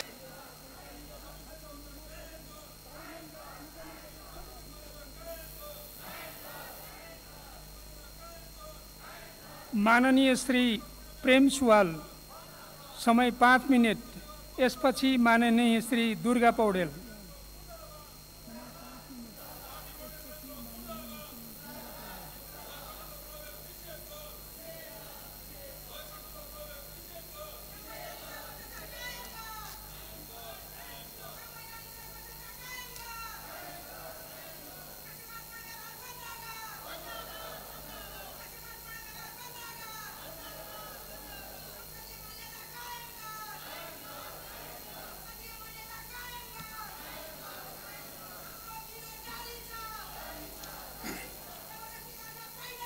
सभामुख महोदय, संसद अवरोध अन्त्य गरियोस् र सबै संसद सदस्यहरूलाई आफ्नो कुरा राख्ने वातावरण तयार होस्। देशघाती एमसिसी सम्झौताबारे छलफल गर्न नेपाल मजदुर किसान पार्टीलाई 5 मिनट समय पुग्दैन। यसबारे छलफलमा समयको सीमा तोक्नु उचित नहुने आग्रह गर्दछु। समय थप्ने व्यवस्था होस्। एमसिसी ऐन सन् 2003 मा यसको बजेट अमेरिकी स्वार्थको लगानी भएको र आइपिएस को दस्तावेजमा एमसिसी भनेको सैन्य मोर्चा भएको स्पष्ट उल्लेख छ। आर्थिक वृद्धि र गरिबी अन्त्य झुठा हो। यसकारण व्याख्यात्मक प्रस्तावको औचित्य छैन। यस्तो प्रस्ताव अमेरिकाले स्वीकार नगर्ने बताइसकेको छ। प्रधानमन्त्री देउबाजीले सित्तैमा आउने किन नलिने तथा देशघाट कहाँ छ भन्नुभयो। सित्तैमा आएको विष पिए के होला, मृत्यु हुन्छ, अर्थात् देश रहँदैन। अमेरिकाको वर्तमान र भविष्यको कानुन उल्लङ्घन गर्न नपाउने र सम्झौताको अवधि 5 वर्षपछि पनि अनन्त कालसम्म यस्तो व्यवस्था कायम रहने सम्झौतामा उल्लेख छ। यी व्यवस्था नेपालको हितमा छैनन्। नेपालको घरायसी, कृषि, उद्योग, यातायात, शिक्षा आदिको लागि बिजुली पर्याप्त भइसकेको छैन। संसदमा भर्खरै बत्ती गयो, सधैँ यस्तै भइरहेको छ। संसदमा यो सम्झौताको योजनामा भारतको सहमति हुनुपर्ने र गोरखपुरसम्म विद्युत प्रसारण लाइन निर्माण गरेर भारत हुँदै सिङ्गापुरसम्म बिजुली लैजाने व्यवस्था नेपाललाई अन्ध्यारोमै राख्ने हो। नेपालीलाई खाना पकाउने ग्यास सिलिन्डर बोक्न दिइराख्ने, इन्धन, खाद्यान्न लगायत आयात बढाएर व्यापार घाटामै राख्ने हो। यो सम्झौताले नेपाललाई अमेरिकी साम्राज्यवादको नव उपनिवेश र भारतीय विस्तारवादको प्रदेश बनाउने छ। यस्तो देशघाती सम्झौतामा हस्ताक्षर हुनु अगाडि नै संसद र नेपाली जनतासँग छलफल गर्नु पर्थ्यो। यो भारतको निम्ति अमेरिकाले नेपालसँग गरेको सम्झौता हो, नेपालको निम्ति होइन। अमेरिकी जनता र नेपाली जनता बीच तथा भारतीय जनता र नेपाली जनता बीचको मित्रता राम्रो छ, तर अमेरिकी साम्राज्यवाद र भारतीय विस्तारवादको हामीले विरोध गर्नु जरुरी छ। हिजो बेलायती साम्राज्यवादले नेपालको माथिल्ला कर्मचारी, काजी, बाबु साहेब र खानदानी वर्गबीच घर झगडा गराई सुगौली सन्धिमा हस्ताक्षर गर्न बाध्य पारेको थियो। आज तिनका छोरा नाति ककसले एमसिसी सम्झौताको वकालत गर्दैछन्। नेपालको गुप्तचर विभागले छानबिन गर्नु जरुरी छ। उनीहरू नेपालको नराम्रो कसैले चिताएमा बेलायत र अमेरिकाले जोगाउने ठान्छन्। कङ्गोका देशभक्त प्याट्रिस लुम्बुम्बाले आफैले लेखेको इतिहास जस्तो लन्डन, वाशिङटन र अन्य साम्राज्यवादी र उपनिवेशवादीहरूले लेखेको हुँदैन बताउनु भएको यहाँ सम्झनु जरुरी छ।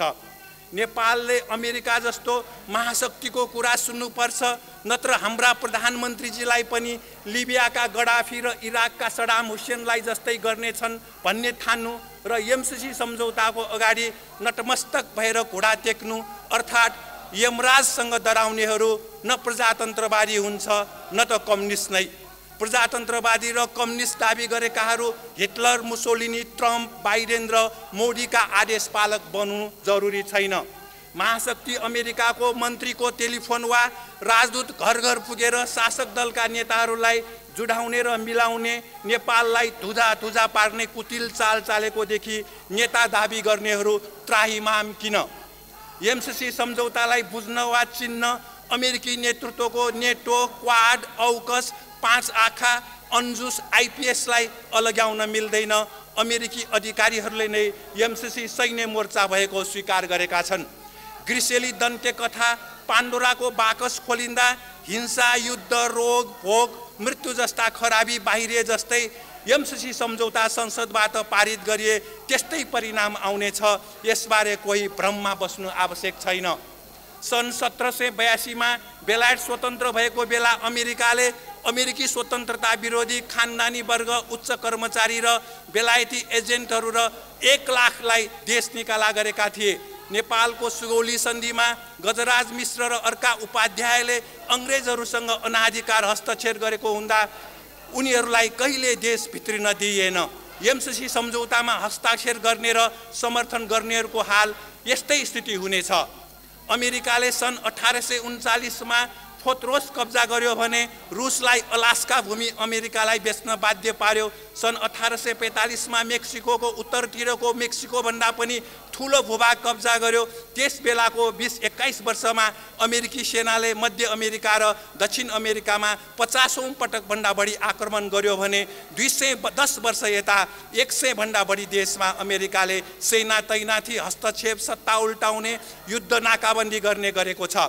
सन् 1846 मा अमेरिकाले 979 वर्षको निम्ति पानामा कब्जा गर्यो र एटलान्टिक र प्रशान्त महासागर आवट जावट गर्ने पानामा नहर बनायो। पानामाका राष्ट्रपतिलाई बन्दी बनाइ लग्यो। हालसम्म उनी बाँचे मरे सार्वजनिक भएन। जापानको संविधान अमेरिकाले बनायो। अमेरिकाले प्रशान्त महासागरको हवाइन टापु पनि कब्जा गर्यो।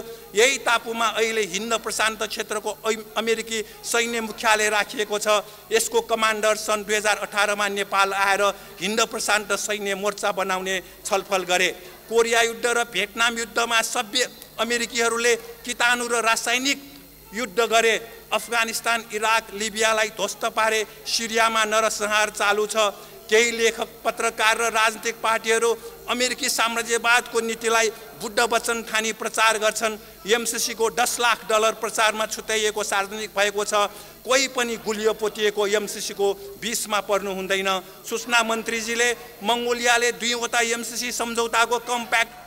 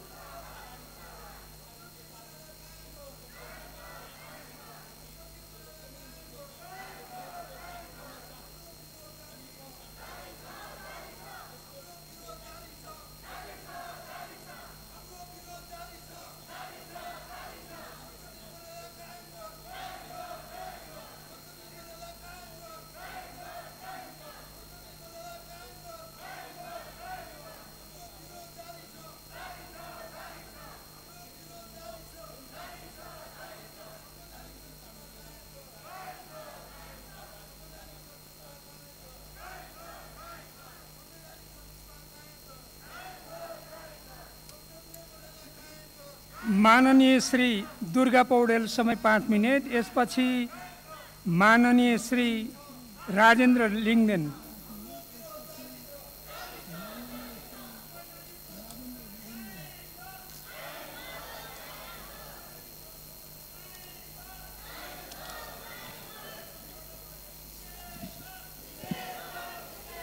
सम्मान्य सभामुख महोदय, मिलेनियम च्यालेन्ज कर्पोरेसन एमसीसी आज राष्ट्रिय विवाद र छलफलको विषय बनेको छ। हामीले यसबारे आफ्नो स्थिति स्पष्ट गर्न चाहन्छौँ। एमसीसी नेपालको राष्ट्रियता, सार्वभौमिकता, असंलग्न परराष्ट्र नीति, राष्ट्रिय स्वाभिमान र बृहत राष्ट्रिय हितका विरुद्ध छ। त्यसकारण यसलाई अस्वीकार गरेर जानुपर्छ अस्वीकार गर्नको निम्ति हाम्रो स्पष्ट र दृढ मत पनि त्यही छ। एमसीसी को सन्दर्भमा कुनै विदेशी अनुदान वा ऋणलाई स्वीकार गर्नुहुन्छ कि हुँदैन भन्ने प्रश्न मुख्य होइन सभामुख महोदय। तर त्योसित जुन प्रकारको नेपालको राष्ट्रियता, सार्वभौमिकता र राष्ट्रिय हित समेतमा आँच पुग्ने शर्तहरू जोडिएका छन्, त्यो अवस्थामा त्यसलाई स्वीकार गर्न हुन्छ कि हुँदैन प्रश्न मुख्य त्यो हो सभामुख महोदय।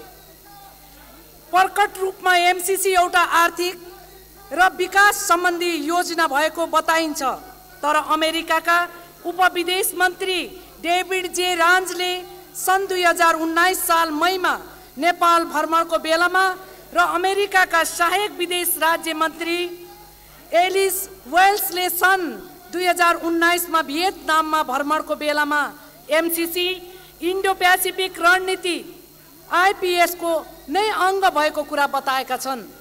काठमाडौँ स्थित अमेरिकी दूतावासका एकजना आधिकारिक कार्ल रोजले पनि त्यही प्रकारको विचार प्रकट गरेका थिए। आईपीएस को मुख्य उद्देश्य चाइनाको विरुद्धको घेराबन्दी हो सभामुख महोदय, तर त्यसका लागि आईपीएसले नेपाललाई प्रयोग गर्न चाहन्छ। त्यसैले हामीले सैनिक उद्देश्यको लागि कुनै पनि देशले नेपाललाई उपयोग गर्न दिनु नेपालको असंलग्न परराष्ट्र नीतिको विरुद्ध छ र त्यसले हामीले त्यस प्रकारको कुनै पनि सम्झौताको दृढताको साथ विरोध गर्दछौँ सभामुख महोदय। दफा 5.1 को 3 नम्बरमा वर्तमान वा भविष्यमा लागू हुने प्रचलित कानुन वा संयुक्त राज्य अमेरिकाको सरकारको नीति उल्लङ्घन गरेमा र नम्बर 4 मा संयुक्त राष्ट्र अमेरिकाको राष्ट्रिय सुरक्षा हित विपरीतका क्रियाकलापमा संलग्न भएमा त्यो सम्झौता निलम्बन वा समाप्त हुने कुरा बताइएको छ। माथिको दफा 5.1 को र 3 र 4 को शर्तको अर्थ यो हुन्छ कि त्यो सम्झौता पारित भएपछि नेपालले अमेरिकाका अहिले प्रचलित र भविष्यमा लागू हुने प्रचलित कानुनको सीमाभित्र बस्नुपर्नेछ सभामुख महोदय। त्यसको दफा 5.1 को 4 नम्बर बुँदाको अर्थ यो हुन्छ नेपालले अमेरिकाको सुरक्षा हितको सीमाभित्र रहेर नै काम गर्नुपर्नेछ। त्यो सुरक्षा हितको कुनै परिभाषा दिएको छैन सभामुख महोदय, त्यसकारण त्यसको व्याख्या गर्ने अधिकार अमेरिकालाई नै हुनेछ। त्यसरी नेपाल धेरै सधैँ अमेरिकाको सुरक्षा हित अन्तर्गत नै रहनुपर्नेछ। अमेरिकालाई उक्त सम्झौता अन्तर्गतको कुनै पनि आर्थिक कारोबार उक्त सम्झौताको विपरीत भएको लागेमा सामा ब्याज समेत सम्पूर्ण रकम नेपालले अमेरिकालाई फिर्ता गर्ने व्यवस्था पनि त्यो सम्झौतामा गरिएको छ सभामुख महोदय। एमसीसी को सम्झौताको दफा 5.3 को ख मा अन्य जुनसुकै व्यवस्था गरिएको वा अन्य व्यवस्था हेर्ने गरी अन्य कुनै सम्झौता गरिएको भए तापनि त्यसका कतिपय दफाहरू 2.7, 2.8, 3.2, 3.7, 3.8, 5.2, 5.3, 5.4 तथा 6.4 अन्तर्गतका जिम्मेवारीहरू त्यो सम्झौता निलम्बन वा समाप्ति भए पनि नेपालले पालन गर्नुपर्नेछ। त्यसैले नेपालले एकपल्ट त्यो सम्झौता पारित गरेपछि सधैँ त्यसमा नै बाँधिरहनु पर्नेछ। दफा 7.1 मा प्रस्तुत सम्झौता लागू भए पश्चात प्रस्तुत सम्झौता र नेपालको राष्ट्रिय कानुन बाज्यमा प्रस्तुत सम्झौता लागू हुनेछ भनेर लेखिएको छ सभामुख महोदय। उक्त भनाइबाट उक्त सम्झौता नेपालको कानुनभन्दा माथि राखेको कुरा प्रष्ट छ।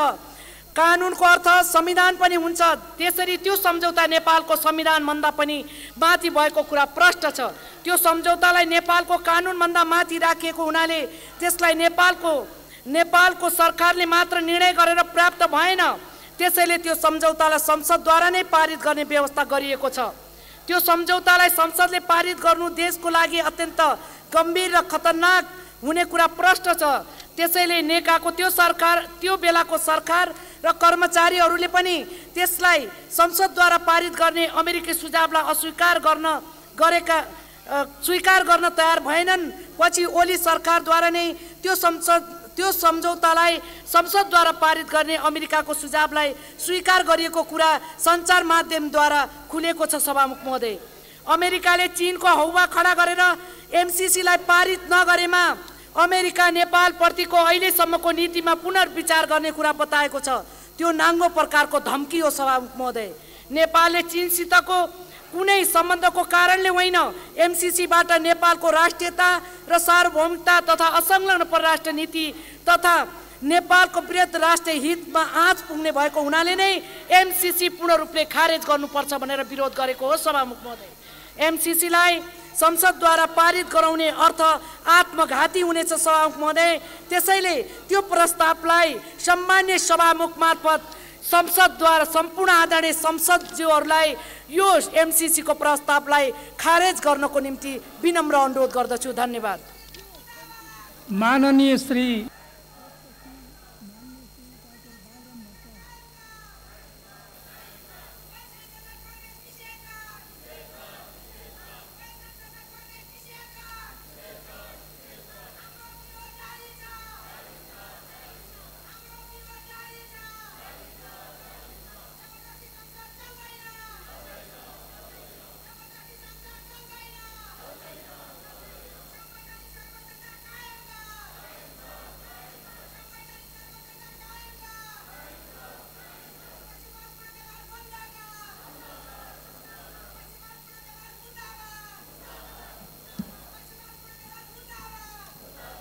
सम्माननीय सभामुख महोदय, बाहिर जनता सडकमा छन्, कडा सुरक्षा व्यवस्था गरिएको छ, काँडे तार लगाइएको छ। एकातर्फ संसदभित्रै संसदको सबभन्दा ठुलो दल नारा जुलुसमा छ। यस्तो बेला पुरै देशको ध्यान केन्द्रित भएको, आम जनताले चासो राखेको एमसीसी सम्झौता छलफलको लागि अथवा निर्णयको लागि पेश गरिएको छ। म हाम्रो पार्टीको तर्फबाट सम्माननीय सभामुख महोदय मार्फत सरकारसँग आग्रह गर्न चाहन्छु, यो केवल आर्थिक सहायताको विषय मात्र होइन, यो नेपाली जनता यो विषयमा विभाजित भइराखेको अवस्थामा यसलाई राष्ट्रिय सहमति कायम गर्ने, सबैको सल्लाह सहमतिबाट मात्रै टुङ्ग्याउने गरी यसलाई स्थगन गरेर नयाँ ढङ्गबाट अगाडि जानुपर्दछ भन्ने म आग्रह गर्न चाहन्छु। यथास्थितिमा यसलाई पास गर्नु भनेको देशलाई थप द्वन्द्वतर्फ लैजानु हो। संसदले गर्ने सबै कामहरू ठिक हुँदैनन्, संसदमा हुने सबै निर्णयहरू ठिक हुँदैनन् भन्ने कुरा त हाम्रै देशमा उदाहरण छ। महाकाली सन्धि गर्दाखेरि देशलाई कस्तो लाभ हुन्छ भनेर प्रचार गरिएको थियो। त्यसको लाभ देशले अहिले के पायो हामी स्वयं भोगिराखेका छौँ। हाम्रै छिमेकमा संसदले गरेको निर्णय जसका कारण एउटा देशले आफ्नो अस्तित्व नै गुमाउनु पर्यो, त्यसकारण संसदले गर्ने हरेक निर्णय ठिक हुन्छ भन्ने हुँदैन। त्यसमाथि पनि यस्तो वातावरणमा, यस्तो कोलाहल वातावरणमा गरिने निर्णय उचित हुँदैन। त्यसकारण यसको दफामा छलफल हुने वातावरण बनाउनु पर्दछ। यसको एक दफा जनताले बुझ्ने गरी बुझाउनु पर्दछ, सबैले बुझ्ने मौका पाउनु पर्दछ र यसबाट पैसा मात्रै आउँदै छैन, अन्य चिजहरू पनि आउँदैछ भन्ने मानिसहरूको आशंका छ। त्यो सत्य हो कि होइन त्यसको बारेमा जनताले थाहा पाउने र जनताले आश्वस्त हुने समय अथवा अवसर दिनुपर्दछ र यसलाई जोर जबरजस्तबाट, हो हल्लाको बीचबाट केवल प्राविधिक प्रक्रिया पूरा गरेर यसलाई टुङ्ग्याउनु हुँदैन। सामान्यभन्दा सामान्य जनताले पनि भनिराखेका छन्, यतिका वर्षसम्म नेपालले अनेकौं देशहरूबाट आर्थिक सहायताहरू लियो, भविष्यमा पनि लिनुपर्छ। तर ती सहायताहरू संसदमा किन अनुमोदन गराउनु परेन? र यो सहायता मात्रै संसदमा किन पेश गर्न परिराखेको छ र केवल 5 वर्षमा सकिने एउटा परियोजनालाई अन्तर्राष्ट्रिय सन्धिको मान्यता किन दिनु परिराखेको छ भनेर मानिसहरू सोधिराखेका छन्, आम जनताले चासो राखिराखेका छन्। त्यसकारण यस्ता कुराहरूमा प्रश्न हुन जरुरी छ। आज म आउँदै गर्दाखेरि एउटा ट्विट हेरेँ, एउटा विद्वानले लेख्नु भएको रहेछ कि एउटा पण्डितलाई, शाकाहारी पण्डितलाई मासु खान मन लागेछ। मासु खान मन लागेपछि अब के गर्ने होला भनेर सोचेछ। अनि उसले यस्तो उपाय निकालेछ, वास्तवमा खसीले घाँस खाएर नै मासु बन्ने हो। त्यसकारणले खसीलाई, मासुलाई शाकाहारी मान्न सकिन्छ भन्ने व्याख्या गरेर मासु खाने बाटो खोलेछ। त्यसै गरेर अहिले यहाँ एउटा व्याख्यात्मक टिप्पणी गरेर यसलाई पारित गर्ने भन्ने कुराहरू पनि आइराखेको छ। हामीले यहाँ गर्ने त्यो व्याख्यात्मक टिप्पणी अमेरिकाले मान्छ कि मान्दैन, एमसिएले मान्छ कि मान्दैन। त्यसकारण यस प्रकारका कथित तर्कहरू ल्याएर जनतालाई भ्रम पार्ने र संसदलाई भ्रम पार्ने कामहरू गर्नु हुँदैन। म त भन्छु सरकारको, ठुला राजनैतिक दलहरूको आलो काँचो व्यवहारले देशले जुन क्षति बिहोर्नु परिराखेको छ त्यो दलहरूले मात्रै, सरकारले मात्रै होइन, सिङ्गो देशले बिहोर्नुपर्छ त्यसको क्षति। त्यसकारण सबैलाई गम्भीर हुन म आग्रह गर्न चाहन्छु र हामी सबै राजनैतिक दलहरूलाई आग्रह गर्न चाहन्छौँ कि वैदेशिक सम्बन्धलाई सत्ता चढ्ने सिँढीको रूपमा प्रयोग नगरियोस्, सत्तामा बसिराख्ने लिसोको रूपमा प्रयोग नगरियोस्। वैदेशिक सम्बन्ध केटाकेटी ढङ्गले प्रयोग गरियो भने के हुन्छ भन्ने कुरा भर्खरैको युक्रेनको घटनाले देखिएको छ। त्यसकारण यो वैदेशिक सम्बन्धमा गम्भीर हुन म सबै राजनैतिक दलहरू र सरकारलाई समेत अपिल गर्दछु। धन्यवाद।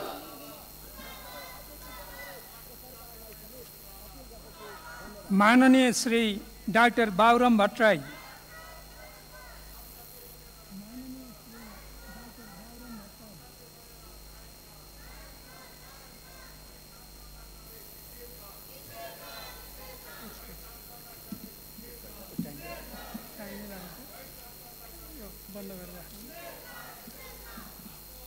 सम्मानीय सभामुख महोदय, सर्वप्रथम यस गरिमामय सदनमा हामीले यति महत्त्वपूर्ण राष्ट्रिय मुद्दामा विमर्श गरिरहँदा प्रमुख प्रतिपक्षका मान्य सांसदहरू यसरी विरोधमा उत्रिन पर्नु त्यति उपयुक्त र शोभनीय छैन। हामीले छिटोभन्दा छिटो एउटा समझदारी गरेर यो असहज अवस्थाको अन्त्य गरिनुपर्छ। सत्ता र प्रतिपक्ष दुवैबाट यस तर्फमा सकारात्मक जिम्मेवारपूर्ण भूमिका निर्वाह रहोस् भन्ने म सम्मानीय सभामुख महोदय मार्फत हार्दिक आग्रह गर्न चाहन्छु। अब म सिधै विषयमा प्रवेश गर्न चाहन्छु। सबभन्दा पहिले म क्षमायाचना गर्न चाहन्छु। हामीलाई निर्वाचित गरेर यस गरिमामय सदनमा पठाउने नेपाली जनता समक्ष नेपालको 7 सालदेखिको 70 वर्षसम्मको सङ्घर्षबाट प्राप्त सबभन्दा ठुलो उपलब्धि भनेको नेपाली जनतालाई सार्वभौम सत्ता सम्पन्न बनाउनु हो। जनताको सार्वभौम सत्ता जनताका चुनिएका प्रतिनिधिको सर्वोच्च सभा, यो प्रतिनिधि सभा मार्फत अभिव्यक्त हुन्छ। हामीले दुःख साथ भन्नुपर्छ, म क्षमायाचना गर्न चाहन्छु। हामीले यस प्रतिनिधि सभालाई गत 6 महिनादेखि जसरी बन्धक बनाइरहेका छौँ, यति महत्त्वपूर्ण राष्ट्रिय मुद्दाहरूमा बहस गर्नुपर्ने ठाउँमा हामी सदनमा भन्दा बाहिर अधरा कोठाहरूमा केही सीमित मान्छेहरूको बिचमा खुसुर पुसुर गरेर हामीले यसलाई टालटुल गर्ने जुन गर्दै आएका छौँ, नेपाली जनताको सार्वभौम अधिकार माथि अपमान भएको छ। हामी आफैले जनप्रतिनिधि गैसेले आफ्नो अपमान गरेका छौँ। म सबैको तर्फबाट सम्मानीय सभामुख मार्फत म क्षमा याचना गर्न चाहन्छु। एमसीसीको विषय एउटा सामान्य अनुदान सम्झौता थियो, तर यसलाई हामीले यसरी जानेर नजानेर गिजो ल्याउँदै गयौँ। एउटा सामान्य घाउ कोट्याउँदै गएपछि बाँदरको घाउ भनिन्छ नि, बाँदरको घाउ जसरी यसरी कोट्याउँ सेप्टिक हुँदै अहिले एउटा क्यान्सरस अवस्थामा पुग्दैछ। हामी आपसमा लड्दैछौँ, एउटालाई राष्ट्रघाती अरू राष्ट्रवादी, र देशलाई यसरी किताबन्दी गरेर हामी कहाँ पुग्छौँ? र हामी बोल्न डराइरहेका छौँ। बोल्दाखेरि आरोप लाग्ने, ढुङ्गामुढा हुने हो कि भन्ने खतरा छ। हाम्रो आफ्नै संसदीय क्षेत्रहरूमा जान हामी डराइरहेका छौँ। तलसम्म यसरी विषाक्त गरिएको छ, जानेर नजानेर। यसको हामीले आत्मसमीक्षा गर्ने कि नगर्ने? मलाई खुसी लागेको छ कतिपय हाम्रा मित्रहरूले भर्खरै एउटा समझदारी गर्नुभएको छ भन्ने मैले सुनेको छु। व्याख्यात्मक टिप्पणी मार्फत जो उहाँहरूले हिजो तलसम्म विषाक्त बनाउनु भयो वातावरण, आफैलाई जनताको बिचमा जान नसक्ने बनाउनु भयो मित्रहरूले। अब फेरि अलिकति एउटा पातलो लगौटी लगाएर आफ्नो लाट छोप्ने र जनतामा जाने बाटो खोज्दै हुनुहुन्छ भन्ने सुन्दा म खुसी नै छु। देर आए दुरुस्त आए भने जस्तै बेलैमा हामीले यो बुझ्नु पर्थ्यो। जनताको बिचमा यसरी अतिरञ्जित प्रकारले भ्रमित कुराहरू गरेर जनतालाई भ्रम पार्नु हुँदैन थियो। तर जो साथीहरूले गर्नुभयो, जुन जुन दल र नेताहरूले गर्नुभयो, उहाँहरूले अझ बुझेर या नबुझेर त्यसलाई सच्याउने जुन प्रयत्न गर्दै हुनुहुन्छ त्यसको म स्वागत गर्न चाहन्छु। म अन्त्यमा यसबारेमा आउनेछु। विषयवस्तु म धेरै राख्नु आवश्यक छैन। म खालि के मात्रै भनेर आइरहेको छु भने यति बेला हामी देश र जनताप्रति जिम्मेवार छौँ भने सत्य बोल्ने आँट गर्नुपर्छ। हाम्रो शास्त्रले भन्छ सत्यम ब्रुयात् प्रियम ब्रुयात् न ब्रुयात् सत्यम प्रियम। कुनै बेला भनियो होला, तर सत्य पनि बोल्ने हो, प्रिय पनि बोल्ने हो, तर अप्रिय सत्य पनि बोल्ने हो। अब यसलाई विकसित गर्नुपर्छ। कुनै सत्य अप्रिय लाग्छ तर त्यो सत्य हुन्छ, देश र जनताको पक्षमा हुन्छ भने हामीले बोल्ने आँट गर्नुपर्छ। त्यसैले आज म त्यो सत्य बोल्ने आँट गरेर म उभिएको छु यहाँ। एमसीसी सम्झौता कसरी भयो त्यो व्याख्या म जान्न। अहिले हामी सम्मानित नेता सुशील कोइराला हामीबाट बिदा भइसक्नुभयो। उहाँ बाहेकका हामी 2066 सालदेखि यताका 8 जना प्रधानमन्त्रीहरू हाम्रो पालामा यो सम्झौता अगाडि बढेको छ। जो साथीहरू जो माननीय पूर्व प्रधानमन्त्रीहरू उफ्रिराख्नु भएको छ उहाँहरूको पालामा पनि यो अगाडि सुरुवात त उहाँहरूकै पालामा अगाडि बढेको हो। मेरो पालामा 2068 सालमा यो सम्झौतालाई नेपालको निम्ति योग्य भएको भने जानकारी मलाई प्राप्त भएको र त्यसपछिका सबै प्रधानमन्त्री र मन्त्री परिषदका अध्यक्षहरूको पालामा यो अगाडि बढेको छ। हामी त्यति बेला के कानमा तेल हालेर सुतेर बसेका थियौँ? गल्ती थियो भने हामीले हिम्मत गर्नुपर्छ, राजनीतिबाट सन्यास लियौँ हामीले, त्यो इमान्दारिता हुन्छ। हिजो हामीले अगाडि बढाउने अनि आज आएर तर्कस्वरले हामी विरोध गर्ने यो मिल्दैन। गल्ती हुनसक्छ मान्छेबाट, गल्ती भयो भने गल्ती भयो भनौँ र त्यसको निम्ति प्रायश्चित्त गरौँ। यदि राष्ट्रघातै हो भने यति ठुलो काम हामीले आँखा चिम्लेर गर्न मिल्छ? कर्मचारीले गर्यो होला भन्ने मिल्छ? मिल्दैन। हामीले नैतिक दायित्व लिनुपर्छ। त्यस अर्थमा म नैतिक दायित्व लिन्छु। मेरो पालामा यो एउटा सहयोग सम्झौताको रूपमा अनुदानको रूपमा यो आएको थियो। नेपाल जस्तो देशलाई विकास गर्नको निम्ति हामीलाई पूर्वाधारमा लगानी गर्ने रकम हामीलाई चाहिन्थ्यो। त्यसो भएको हुनाले यो ठिक छ, चाहिन्छ मैले भनेकै हो, तर त्यो त्यति बेला सम्झौता भएको थिएन। हो सम्झौता पछि गयो। पछि गएर जब मैले सम्मत अलिकति यो अङ्ग्रेजी र नेपाली कन्फ्युज हुन्छ, 2017मा गएर जब यो पहिलो कम्प्याक्टमा सम्झौता गरियो हो त्यति बेलाको भाषा अझ 2019मा गरेर जुन अर्को प्रोजेक्ट इम्प्लिमेन्टेसन एग्रिमेन्ट गरियो त्यसको भाषा हेर्दा मलाई पनि कता कता अलिकति घोच्छ। किनकि हाम्रो गाउँघरमा पनि धनीले गरिबलाई पैसा दिएर तमसुक गर्दा जुन भाषा प्रयोग गरेको हुन्छ, मेरा जहाज यथाबाट असुल उपर गरी लिनु भनेर जुन जङ्गले भने हुन्छ र दायाँ बायाँ लेप्चा ल्याएर दिएँ भनेर जुन लेखेको हुन्छ, यी सबै जस हेर्दा जुन तमसुको भाषा जुन अलिकति घोच्छ, त्यसरी नै यो भाषा अलिकति घोच्ने खालका भाषा त छन्, तर सबै अन्तर्राष्ट्रिय जुन सहमति सम्झौताहरू हुन्छन् तिनीहरूको भाषा एउटा अन्तर्राष्ट्रिय इन्टरनेसनल टेम्प्लेट कानुनी भाषा हुन्छ, त्यसैमा आधारित हुन्छ। त्यसले गर्दा कतिपय त्यस्ता घोच्ने कुराहरू पनि छन्। ती कुराहरूलाई अलिकति मत्थर गर्न पाएको भए हुन्थ्यो भन्ने मलाई पनि लाग्छ।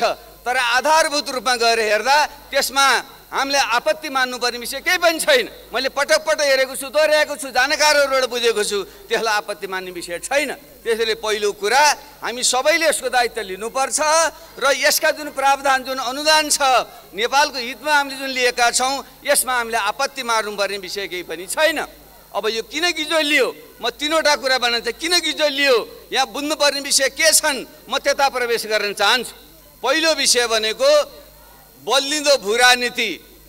यो हिमाली भेगमा जसरी 21औं शताब्दीमा अर्को शीतयुद्ध मडारिँदैछ, त्यो शीतयुद्धका प्रारम्भिक लक्षणहरू बाक युद्धको रूपमा जसरी आइरहेका छन् र अहिले युक्रेनमा जुन घटना भएको छ, युक्रेनदेखि लिएर टर्की हुँदै सिरिया, इराक, अफगानिस्तान र यो हिमालय सीमा हुँदै इन्डो पेसिफिकसम्म जुन एउटा घेराव बन्दैछ, नयाँ शीतयुद्धको जुन फल्ट लाइन बन्दैछ, सीमा बन्दैछ, हो त्यसको बिचमा हामी नेपाल छौँ।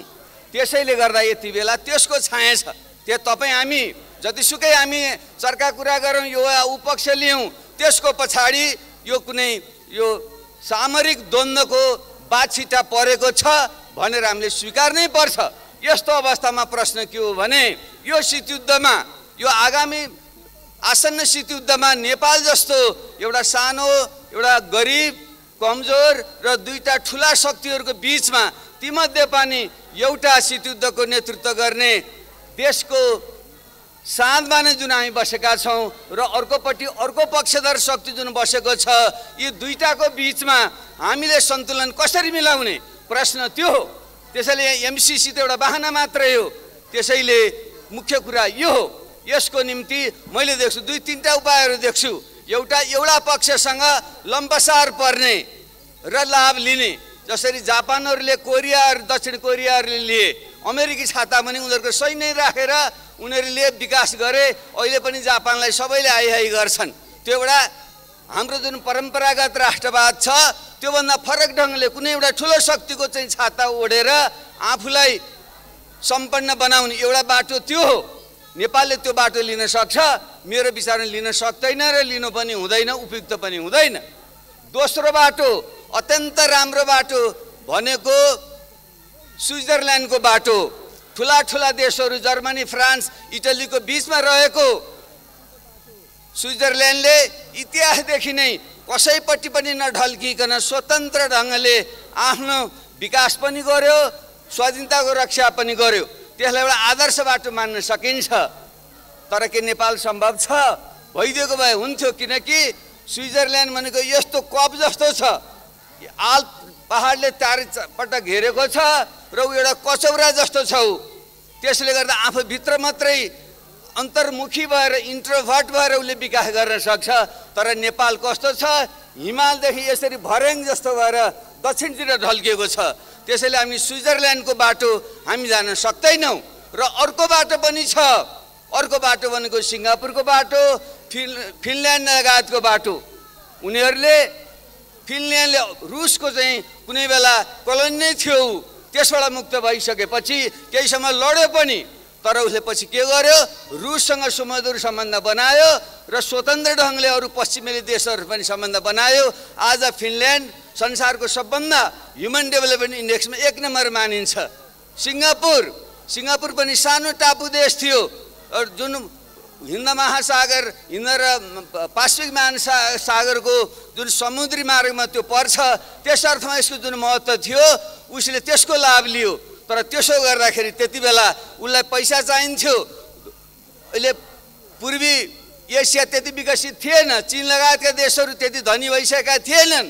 त्यसैले उनले अमेरिकातिर ढल्के, अमेरिकाबाट पैसा लिए, तर चीन लगायतका देशहरू सुमधुर सम्बन्ध राखे र चाहिँ सिङ्गापुर बन्यो। एउटा त्यो मोडल हो।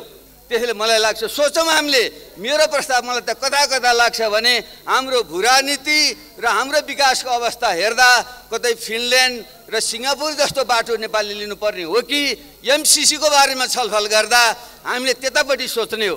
र दोस्रो मुद्दा भनेको म समयको अभावमा छिटो छिटो गर्दैछु। दोस्रो मुद्दा भनेको हाम्रो विचारधारात्मक प्रश्नको कुरा हो। यहाँ किताबबन्दी हेर्नुहोस्, एक थरी साथीहरू 60 र 70 को दशकको जुन पहिलो विश्वयुद्ध कालमा एउटा कितालाई हामीले साम्राज्यवादी विस्तारवादी भन्थ्यौँ, अर्को कितालाई चाहिँ समाजवादी आदर्श देश भन्थ्यौँ हामी त्यति बेला। अहिले एक थरी साथीहरू त्यही पुरानो ह्याङओभर बोकेर बसिरहनु भएको छ। आज त्यस्तो हो? साम्राज्यवाद भनेको के हो? लेनिनको साम्राज्यवादको परिभाषा भनेको के हो? साम्राज्यवादको परिभाषा भनेको पुँजीको निर्यात गरेर, चाहे त्यो औद्योगिक पुँजीको रूपमा, चाहे वित्तीय पुँजीको रूपमा, चाहे अन्य पुँजीको रूपमा निर्यात गरेर त्यसबाट मुनाफा लिने र आफू सम्पन्न बन्ने, अर्कालाई चाहिँ परनिर्भर बनाउने, त्यो प्रवृत्ति साम्राज्यवाद हो। आज त पुरै देश, पुरै विश्व चाहिँ पुँजीवादी भूमण्डलीकरण भएको छ। पुँजीवादको चपेटाभन्दा बाहिर कोही पनि छैन। हामीले हिजो समाजवादी भनेर मानेका देशहरू आज सबभन्दा धेरै पुँजीको निर्यात गर्छन्। म देशको नाम लिन चाहन्न।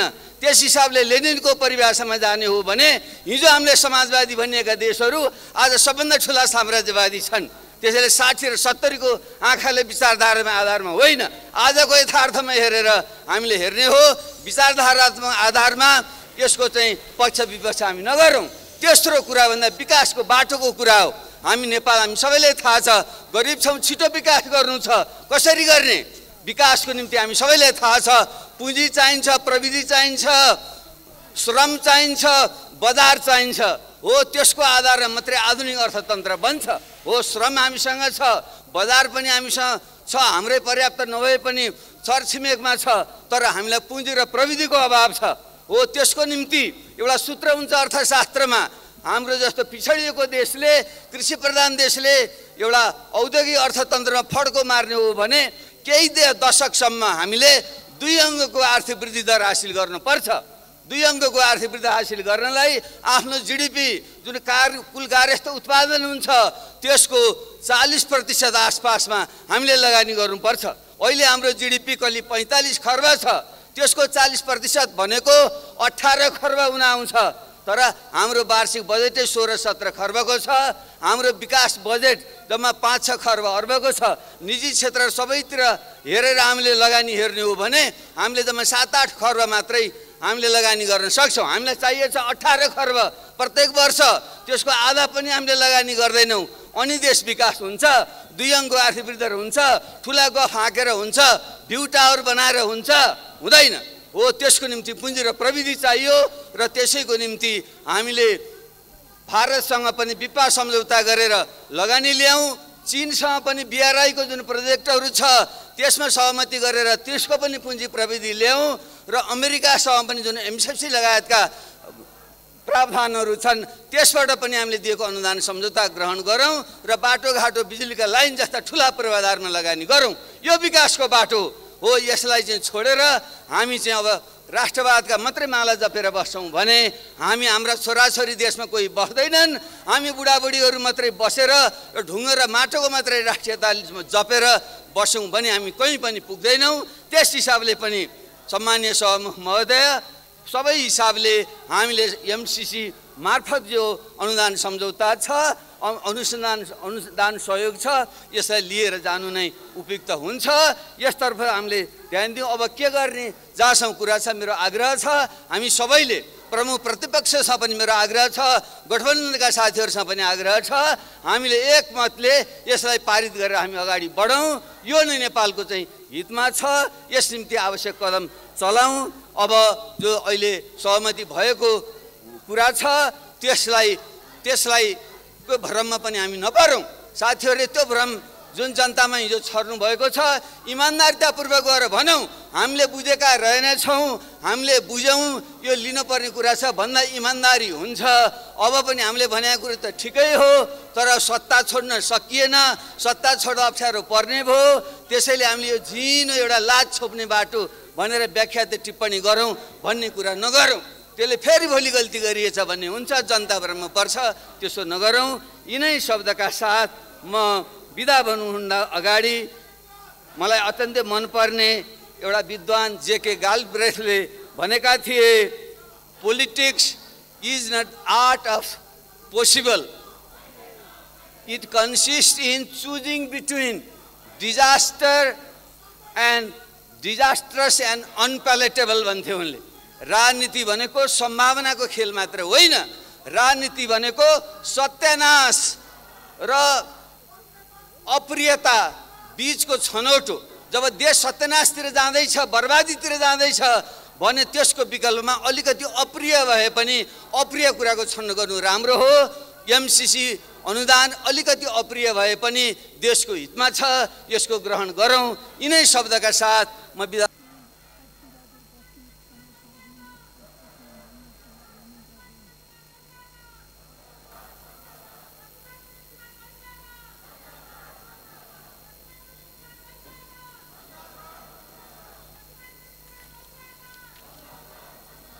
सम्माननीय सभामुख महोदय,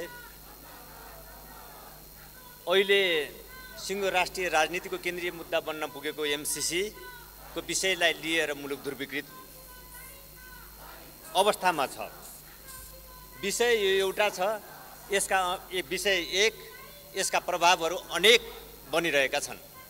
एमसीसी आफैमा एउटा परियोजनाको रूपमा हो वा होइन, या त यसका प्रभावहरू यो एउटा आर्थिक सहायताको प्याकेजको रूपमा मात्र छ, या यसका बहुआयामिक प्रभावहरू छन् भन्ने विषय लगायत छलफल, बहस, विवाद मात्र होइन, त्यसले मुलुकलाई ध्रुवीकृत गर्ने तहमा लगिरहेको छ। यो स्थितिमा हामीले यसका समग्र पक्षहरूलाई जिम्मेवारीपूर्ण ढङ्गले गहिरोसँग विश्लेषण गरेर मात्र हाम्रो राष्ट्रप्रतिको हाम्रो जिम्मेवारी र दायित्वलाई पुरा गर्न सक्छौँ।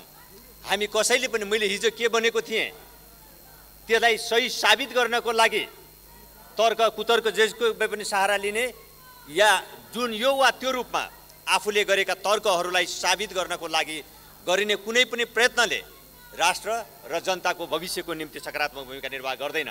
आग्रहबाट माथि उठेर, हाम्रो आफ्नै युगोबाट माथि उठेर राष्ट्रप्रति जवाफदेही भएर यी विषयहरू अहिले उठिरहेका सन्दर्भहरूको बारेमा गम्भीरतापूर्वक छलफल गर्न जरुरी छ भन्ने मलाई लाग्दछ। राष्ट्रियता, लोकतन्त्र, संलग्नता, असंलग्नता सायद एमसीसीसँग जोडिएर आएका आज यसका बहुपक्षीय सन्दर्भहरू हुन्।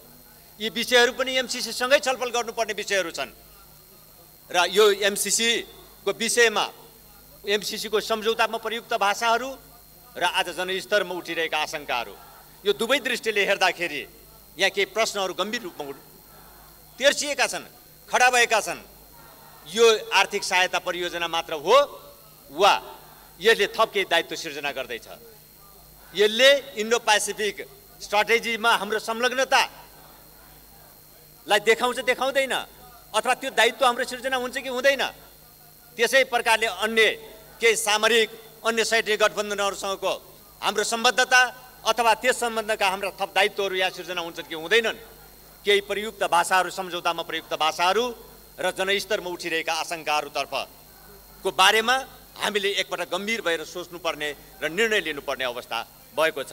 कम्प्याक्टका सन्दर्भमा उल्लेखित अन्य विषयवस्तुहरू पनि छन्, त्यहाँ चाहे त्यो बौद्धिक सम्पत्तिको प्रसङ्ग होस्, चाहे ट्रेजरीसँग सम्बन्धित विषयहरू, लेखा परीक्षणसँग सम्बन्धित विषयहरू हुन्, चाहे हाम्रो संविधान र कानुनहरू सम्झौताभन्दा माथि छन् वा हाम्रा संविधान र कानुनहरूका सबै पक्षहरू सम्झौताद्वारा सम्झौताले सुपरसेट गर्नेछ, यी प्रसङ्गहरू पनि आज गम्भीर बहसका विषयहरू भएका छन्।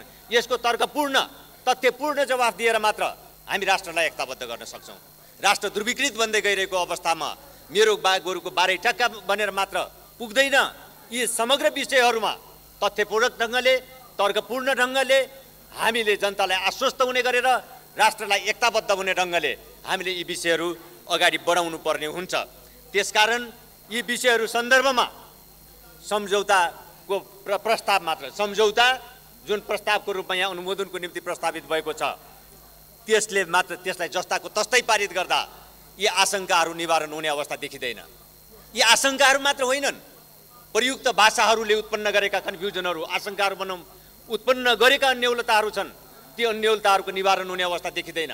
यस सन्दर्भमा सरकारले सोचोस् म आग्रह गर्न चाहन्छु र यसको निम्ति यी विषयहरूमा जे जस्ता राजनीतिक पार्टीहरूको बिचमा गठबन्धनका बिचमा जे जस्ता प्रयत्नहरू भइराखेका छन् मलाई लाग्छ ती प्रयत्नहरूले केही हदसम्म यसलाई सहयोग पुर्याउने नै छ र अहिले यी विषयहरू जे उठिरहेका छन् यसको समाधानको निम्ति हामीले अहिले जो अन्तर्राष्ट्रिय राजनीतिका बाछिटाको कुरा गरौँ यी सबै सन्दर्भमा हामीले आफूलाई असंलग्न राखेर नै आज मुलुकको स्वाधीनता साँचो अर्थमा शान्ति मुलुकको शान्ति प्रक्रिया स्वाधीनता जनताको समृद्धिको आकाङ्क्षालाई हामीले सही ढङ्गले सम्बोधन गर्न सक्दछौँ। हाम्रो असंलग्न परराष्ट्र नीतिलाई स्वतन्त्र परराष्ट्र नीतिलाई कार्यान्वयन गर्नको लागि हामीले भन्नै पर्ने हुन्छ हामी सबैसँग विकास साझेदारी गर्छौँ। हामी आर्थिक सहायताको रूपमा सबैसँग साझेदारी गरेर अगाडि बढ्दछौँ। तर अन्य राजनीतिक र सैन्य दायित्वहरू सिर्जना हुने कुनै पनि विषयवस्तुहरू हाम्रो लागि अहिले स्वीकार्य हुँदैन। हामीले यो कुरा भन्न सक्नु पर्दछ। हामीले हाम्रो असंलग्न परराष्ट्र नीतिको व्यवहारिक कार्यान्वयन भनेको आज यी उठिरहेका व्यवहारिक कार्यान्वयन आर्थिक प्याकेजको सहायता प्याकेजको रूपमा हामी एमसीसी ग्रहण गर्दछौँ। बाँकी सैन्य एवं राजनीतिक दायित्व सिर्जना गर्ने अन्य पक्षहरू हाम्रो निम्ति अस्वीकार्य छन्। यो भनेर मात्रै यथार्थमा असंलग्न परराष्ट्र नीति र हाम्रो स्वतन्त्र परराष्ट्र नीतिको हामी व्यवहारिक रूपमा कार्यान्वयन गर्न सक्नेछौँ। त्यसैले सम्माननीय सभामुख महोदय यी विषयहरूमा जे इन्डो पेसिफिक स्ट्राटेजीको प्रसङ्ग होस् चाहे अन्य सैन्य र सामरिक गठबन्धनमा सहभागिता र सम्बद्धताका प्रश्नहरू हुन् लेखा परिच्छेदका कुराहरू हुन् बौद्धिक स्वामित्वमाथिको बौद्धिक सम्पत्तिमाथिको स्वामित्वको प्रश्न होस् यी विषयहरू सम्बन्धी सरकारले एउटा स्पष्ट दृष्टिकोण बनाएर संसदलाई जवाफ दिनुपर्दछ। यो विषयमा सरकारको धारणा के हो त्यो कुरालाई स्पष्ट गर्नुपर्दछ। र म अन्तमा के भन्न चाहन्छु भने सम्माननीय सभामुख महोदय यो सबै कुरा